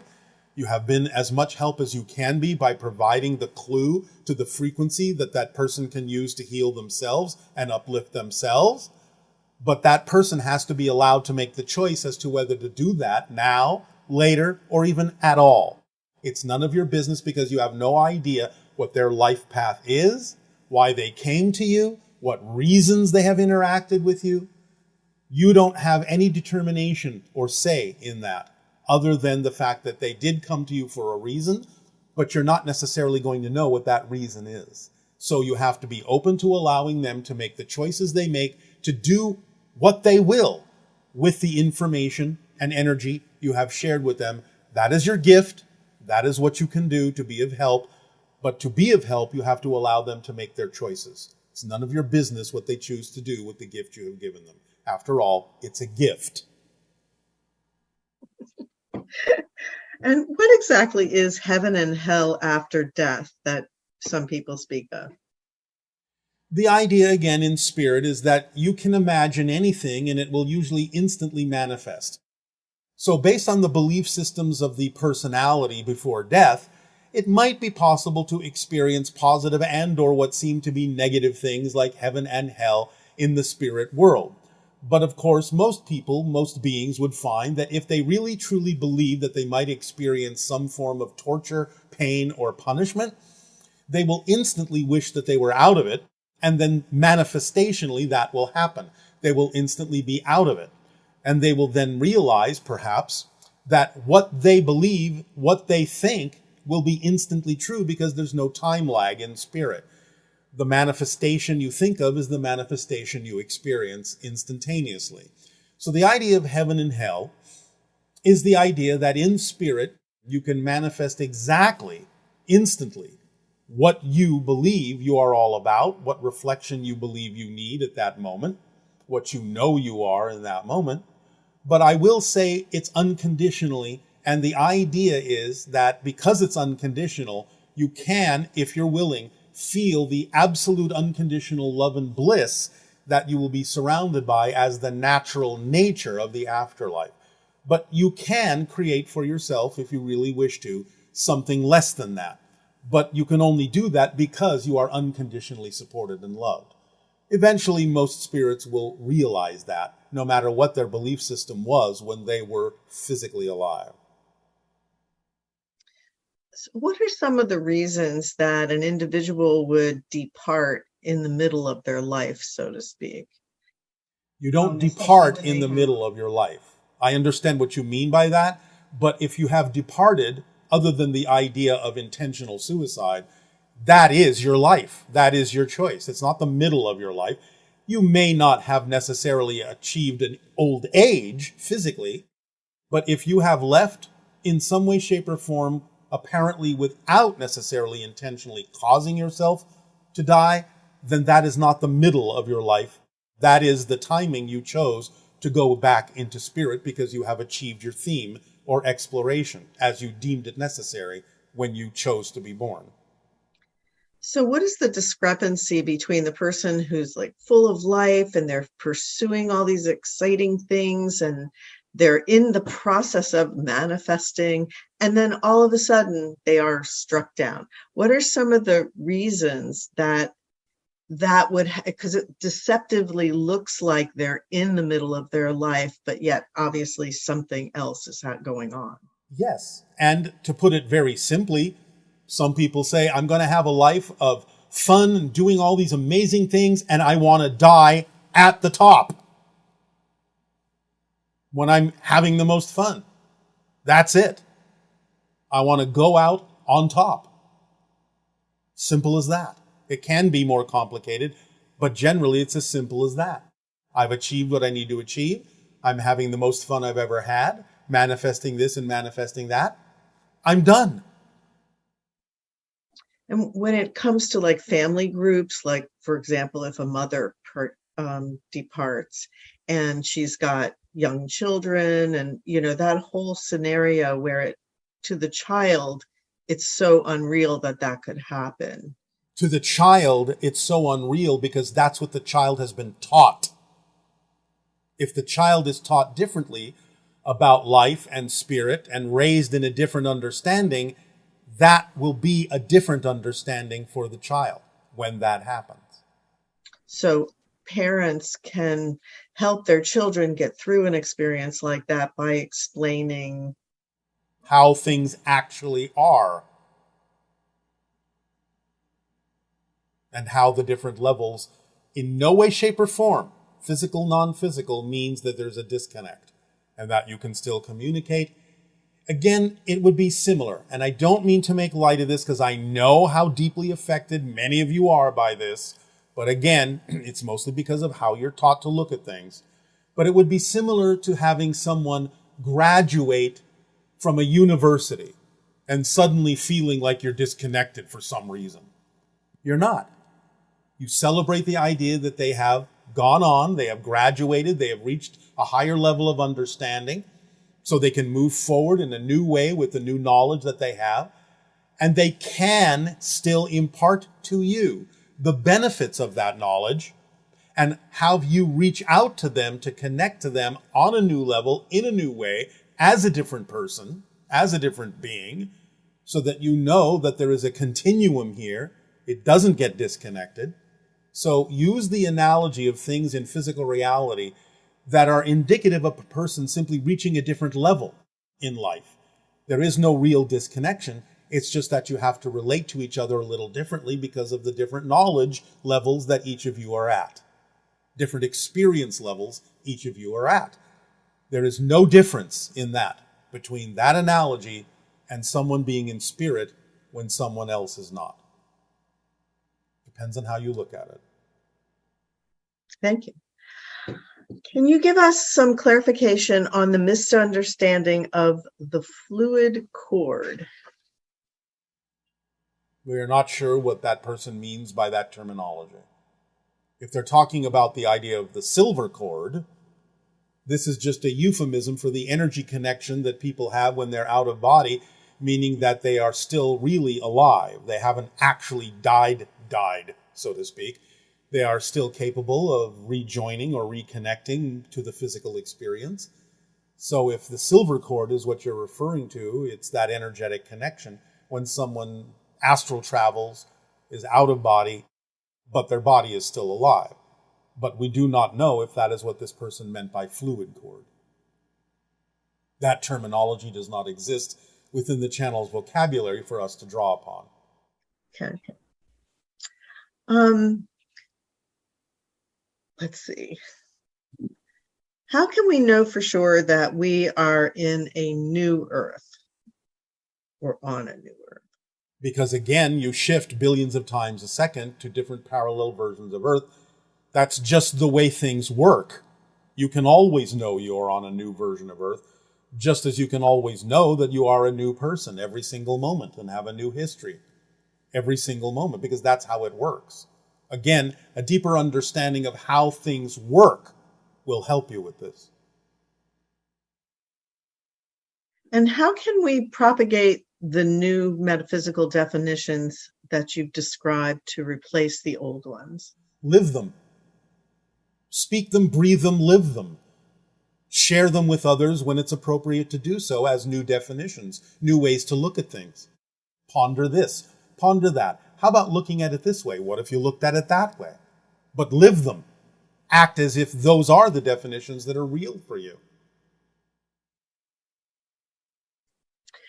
So one question here is, when Kennedy was in president, and the idea that he was going to reveal that there were extraterrestrials, had we lived through that timeline, what would it look like now? Well, there are obviously parallel reality versions of Earth that did experience or are experiencing that particular kind of history now as they're present. There are many different versions of outcomes relevant to that particular similar history in many different parallel realities. So to pick one is relatively arbitrary. Nevertheless, one particular parallel reality where President Kennedy revealed the existence of extraterrestrials wound up in the isolation of Earth from all extraterrestrials. Another version wound up allowing Earth to join the Interstellar Alliance much sooner. Another version allowed there to be a change in the political... One moment.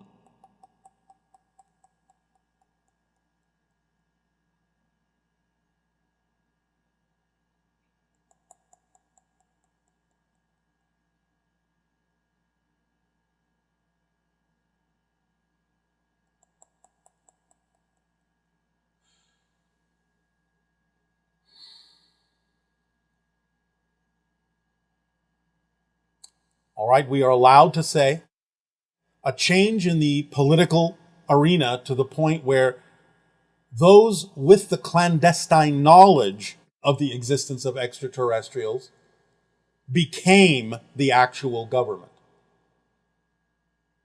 instead of the government that you have, which is mostly populated by individuals at this point in your history that don't really have any understanding or knowledge of the existence that the clandestine individuals and organizations do who are aware of our existence. Do you understand that that makes sense to you? Yes. All right. Good. Can you provide us with some insight to the occurrence at Skinwalker Ranch in Utah? There's evidence that seems to be significant that there were some sort of strange occurrences there. And Yes. Is that a possible first location for open contact? It is possible. It is a very powerful portal, interdimensional portal on your planet, one of several, that allows for the coming and going of different extra-dimensional beings of different types. So you are beginning to realize and discover and map out, in a sense, that particular portal as existing because it has a very strong manifestations that are very apparent. So it's the beginning of you really knowing, really seeing, really investigating scientifically the existence of some of the interdimensional portals on your planet. Which comes back to what you were talking about with resonance, that if you're in a particular location, then that can help prime you to a resonance with another being, or I guess an ET being associated with that vortex. Yes. It's a very powerful vortex that, shall we say, taps into extraterrestrial dimensions, extra-dimensional beings, parallel realities, and a variety of other things we will not go into at this time. It's a very important vortex in that sense that it is so, shall we simply say, multinational, to use a loose term. Multiphasic would be more accurate. And along those lines, Sedona, and in particular Bell Rock, that location would provide resonance opportunities for what? Some similar things, but again, it's mostly geared to the idea of magnification and amplification of the vibrational energies you bring into that vortex in order to have more deep self-investigations of what beliefs you are holding on to as true. So in a sense, it's good practice in Sedona as a vortex to learn how to align with different vortex energies, interdimensional energies, before going into some vortex like Skinwalker Ranch, which is much more powerfully aligned to actually show you a reflection of what you're bringing in with you in an uncompromising way, without the allowance of being able to shift. And locations like, say, Machu Picchu, where there seems to be a lot of extraterrestrial activity. Yes, well, again, there are these dimensional vortices all around your planet where it is easier for traffic to come and go, so to speak. So the ones that would be, let's say, particularly lined with nature energy, they may also be ET kind of related? In some cases, some of them are a little bit more heavily weighted in terms of nature or elemental beings. But yes, all of them can be used depending on the nature of the extraterrestrial or extra-dimensional energy to make connections to those beings. But different vortices are weighted in different ways that makes it easier for you to make a resonant connection to different things. Sometimes more than the idea of an extraterrestrial connection, because it's more relevant for you to connect to an elemental or some other nature spirit. So on the nature side, and particularly for those that are interested in Willa and her timing, what are some locations that would be heavily weighted in the nature direction that would be complementary to Willa's reality? The idea of some of the crop circles in Glastonbury, and also, of course, many locations in Ireland. With regard to your United States, it's more about the idea of Shasta. And redwoods? Yes, of course. Any nature location, any forest will have some vortices that are connected to the idea of the elementals. But you are asking for the more prominent ones. Right, right. And another person was sharing with me that they had an experience in Alaska, in a very, very remote part of Alaska, where they Yes. were interacting with, I guess, Sitka pine, or that the forest was so magical in that Yes. particular. There are many vortices also in Alaska, and one thing that can be said is in many places upon your planet, whenever there is a city that is a prominent city, it's mostly because either intuitively or unconsciously, people have gravitated to a vortex in order to create that city, and that's one of the reasons why they settle in that place. But in terms of a natural vortex, a natural spot in Alaska, you will find that the Denali forest is one of the most powerful. Wow, okay. And also a question came up about the concept of, with resonance, you can obviously talk with beings, interdimensional, etc. But also on the idea of plants and even microscopic things like viruses, Yes. that you can communicate with those beings also. And so this leads to the question of regarding COVID and individuals who have talked about having contact with the virus itself, the consciousness of the virus. Yes. And in both cases, even though one had a frightening experience and the other one had a more loving experience, the end result was when they woke up in the morning, they no longer were ill. Yes. Again, this can be done in many different ways, and especially some of the plant teachers on your planet can avail your consciousness to communicate with life forms such as that. Can you explain a little more about why one person would have a negative and one would have a positive, but the outcome was still the same? It's either what they needed to experience or what they brought in with them in terms of their belief system unconsciously. And the difference between people who receive messages like that and the vast majority of people who don't seem to have any kind of experience like that? Well, there are many different reasons, but in general, most people are simply not in tune to those kinds of things or don't believe that such experiences can happen. And they simply operate more out of fear. Okay. And like the major shifts that we've gone through as a planet due to this particular situation, is that that level of nature talking to us about what we need to change or helping us become aware of what we need to change? Yes, exactly so. If you look at it that way, if you understand the overall message that there are consequences to the choices that you make. So choose wisely. Perhaps we feel like we've accomplished sort of dominance over science in a sense, or many of the things that in our earlier periods of history we were not able to cope with, like pandemics and things like that.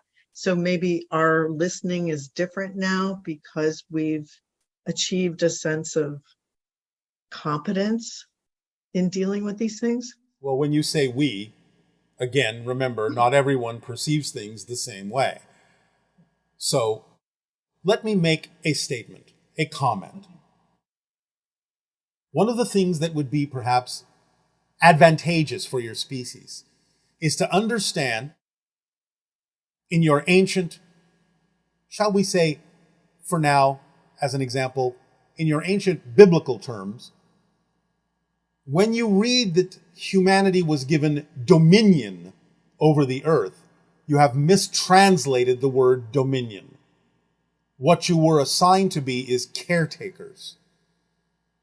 So dominion over the animals and the plants and so on and so forth does not mean that you control as you wish, as you will. It means that you take care of it, that you are the tenders of the garden, you are the caretakers. That is what having dominion on the earth means, that you are in harmony as nature and a caretaker of the world. So absorb that, and many things will become much clearer as to why things are happening the way they are happening. Right, and that seems to interact with the idea of scarcity of resources, that there's so much competition amongst the human beings. for what they consider scarce resources. It is only a belief system that makes things appear scarce.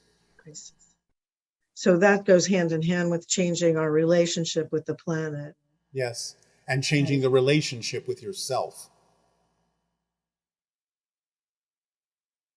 So one person here was asking, can things like emotions and negative beliefs be passed down through epigenetics or epigenetics?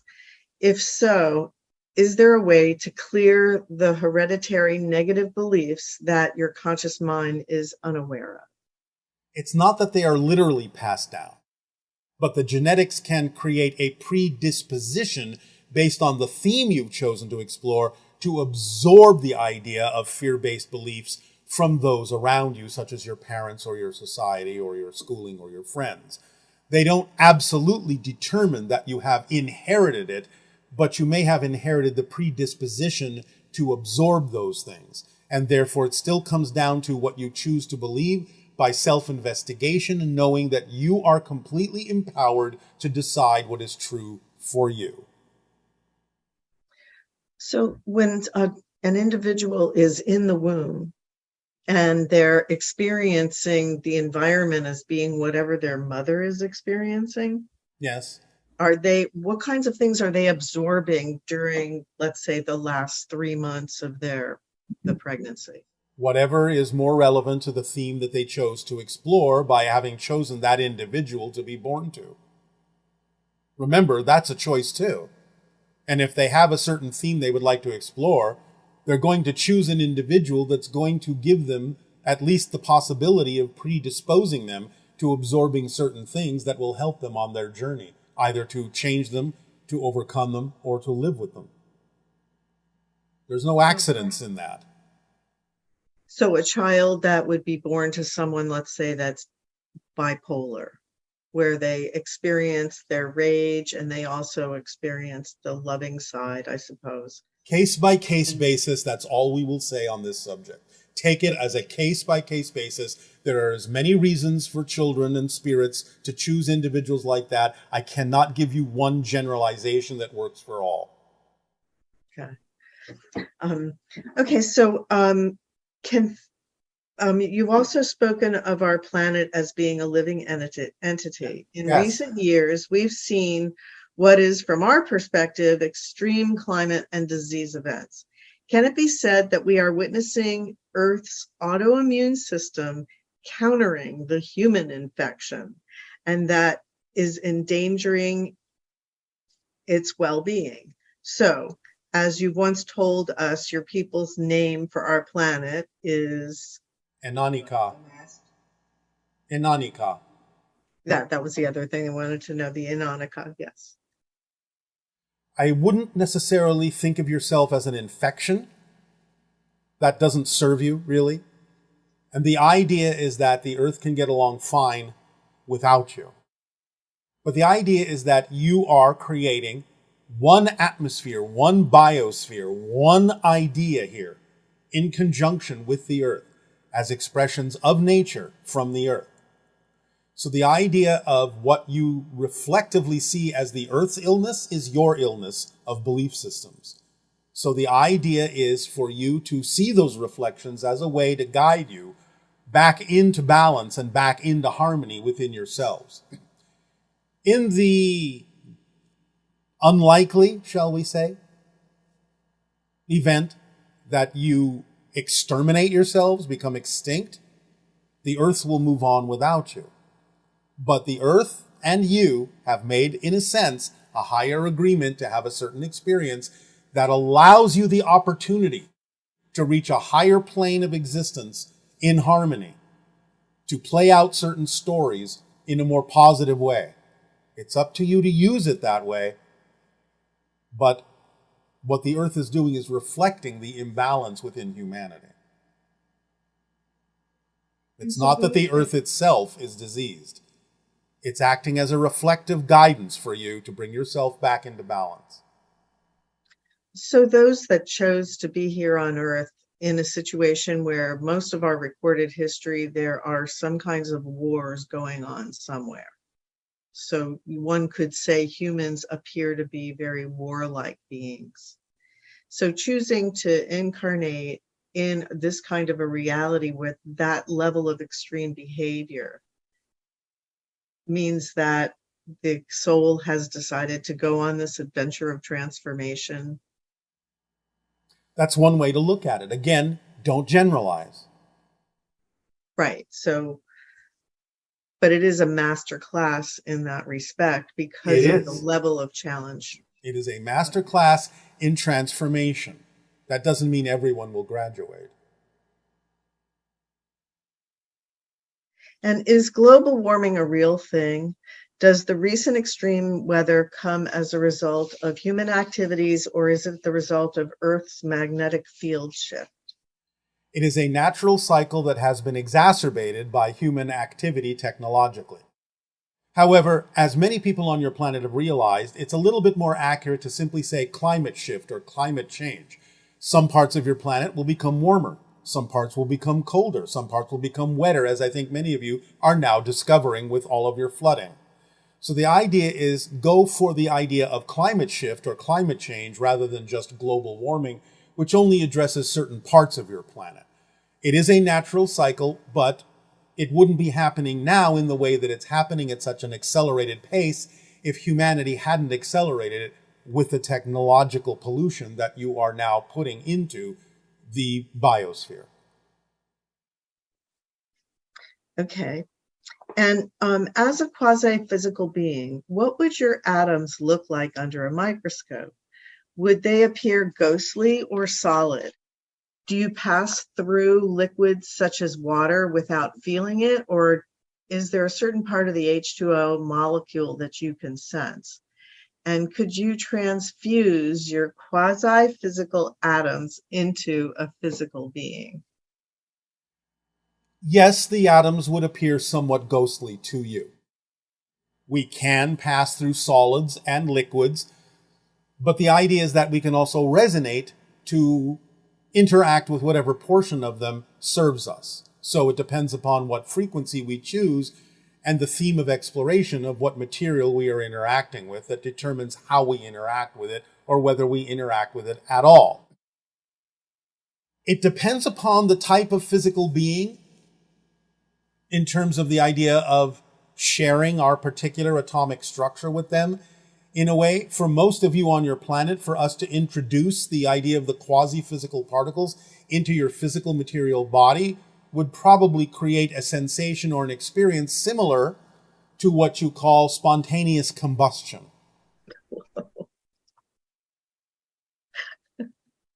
Oh, that sounds exciting. It can be. That's like the ultimate hot foot, huh? Yes. Or the ultimate hot seat. How did the Greys choose the human subjects to create hybrids? And was it merely a genetic component they were looking for in people with certain life experiences, or was there some other alternative ideas? It is that to some degree, looking for certain genetic markers, but in many cases, the Greys are choosing those in a parallel reality that are representative of the family lines in their parallel reality. And do any of the 5 hybrid races have all black artificial lenses directly on their eyes to protect them from certain environments? Yes, the Greys do, and the tall Greys can, the Mizani, sometimes use that technology. So our version of Greys with big black eyes may actually be like they're wearing sunglasses? Yes. And it's not just sunglasses. They are a technology that affords them information as well, much in the same way that some of your heads-up displays do. Cool. And can you expand on how our familiar symbols and archetypal representations might be used as a third reality for ETs to communicate with us through? That is a subject we will cover at another time. Okay. And were there certain genetic aspects that the Greys were looking for when they chose certain humans, or is it more of that people volunteered because they wanted to transform and they wanted to participate? Both. What would be some of the attributes, though, that a new human? Not at this time. Okay. If your civilization lives without resistance, why do you experience death at all? Since death, in a sense, is a release of resistances accumulated throughout our lives. And once your civilization shifts into fifth density for good, and thus into total non-physicality, does that mean that you no longer experience death? Why do you go swimming and then come out? The idea is not always about resistance in the way that you mean it. The idea is to have an experience and then absorb that experience into your greater self. You go swimming, you come out of the pool or the ocean to go on with life in a different way, to experience the land instead of the water. So we experience physical reality and then go into non-physical reality for a variety of reasons, just as you do. It's an experience to be had. It has nothing to do with the idea of just giving up resistances. That's an extremely limited way to look at the idea of life and death. Okay, and like if you look at planet Earth, the things that people are passionate about or have experienced as being really fun seem to go through a lot of borders, and did you say borders? Common. Well, the idea that we have many common things, like there's a lot of competitions humans seem to enjoy. There's sports. There's all kinds of ways that humans entertain themselves, plays, acting. So yes. When in your civilization, being at such a high frequency, what are some of the things that really give beings joy? What I'm doing gives me absolute joy, or I wouldn't be doing it. So there are many things. People that relate to the idea of nature in different ways, people that relate to the idea of games in different ways, people that relate to the idea of communication with other beings and spirits in different ways, people that relate to the idea of communing with animals in different ways, many different kinds of things. There's a wide variety of experiences and passions on my own world as there is on yours. It's just that many of them take place on different levels in different ways and are expressed differently. And it's interesting because there's a lot of similarities in terms of the things we enjoy and the way we express them. And then that would be something you would also express, but just in a more expanded way. Perhaps, not always. Sometimes we get joy out of doing something in what you would consider to be a relatively normal way. Okay. Depends on the purpose for experiencing it. Just as in my training as a first contact specialist, I did have to go through a period of learning about the idea of languages as you use them to understand the form of communication. That was a joyful experience, even though we don't in and of ourselves use our ancient language much anymore.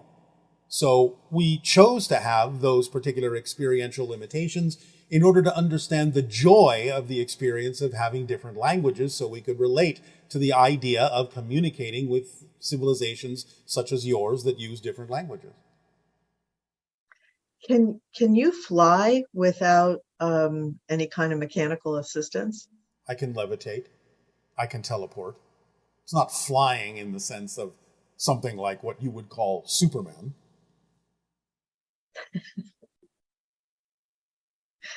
The kinds of things that humans actually dream about and then think, oh, I really wish I could do that here on Earth. Yes, and eventually you may be able to, eventually. That is your way of expressing the idea of motion. We have a different way of expressing the idea of motion.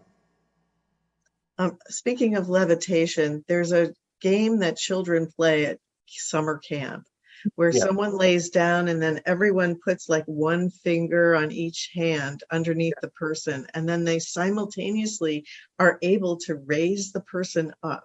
Yes. What is the mechanism? What's happening there? There are several things at play. One, the power of belief, making a game out of it to make it easier to do. Two, there's a lot you don't understand about physical leverage that you need to explore. Three, the idea of actually allowing an individual to not weigh as much by making shifts in the gravitational component in a limited space. There are many things going on.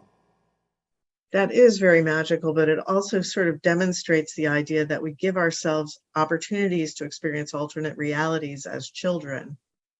So we know that physical reality is not as fixed as it appears to be. Yes. So this is why making a game out of things, as children do, can actually be the most important thing you could do to understand certain principles about how you manifest physical reality.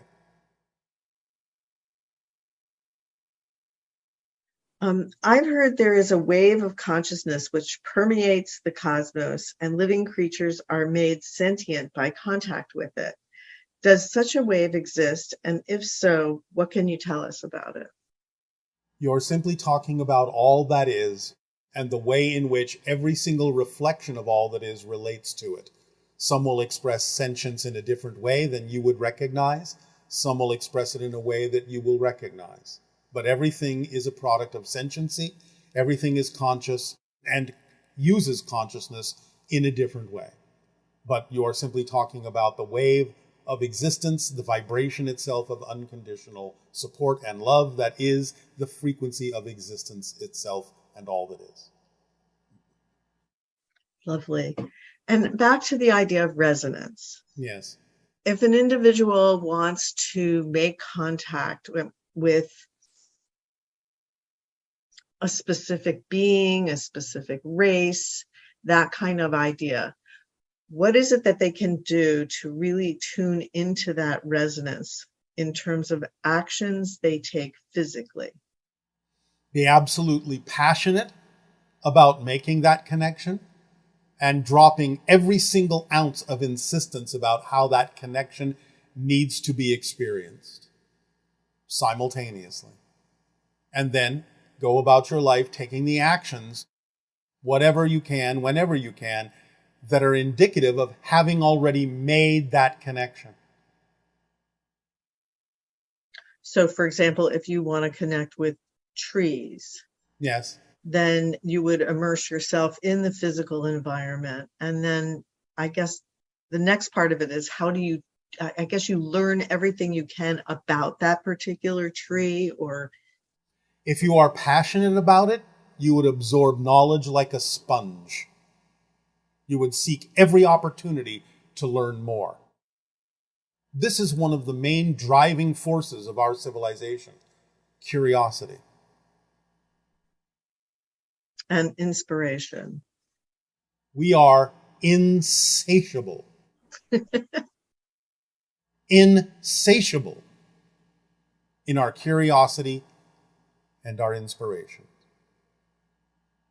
You have to become insatiable. Well, thank you for sharing with us the states of being that allow us to resonate with your frequency and have these conversations, as well as all the other opportunities that are actually available to us. It is our passion and our pleasure to do so. We remind you now that it is important in understanding many of the metaphysical and spiritual concepts you are exploring to allow yourself to dig more deeply, to ponder and think about more deeply the idea of the 5 laws, and allow yourself, whenever possible, to really practice getting to understand them more clearly, more deeply, as we are giving you opportunities to do so now. So enjoy your opportunity and instruction. We thank you, and we will now move forward with this transmission.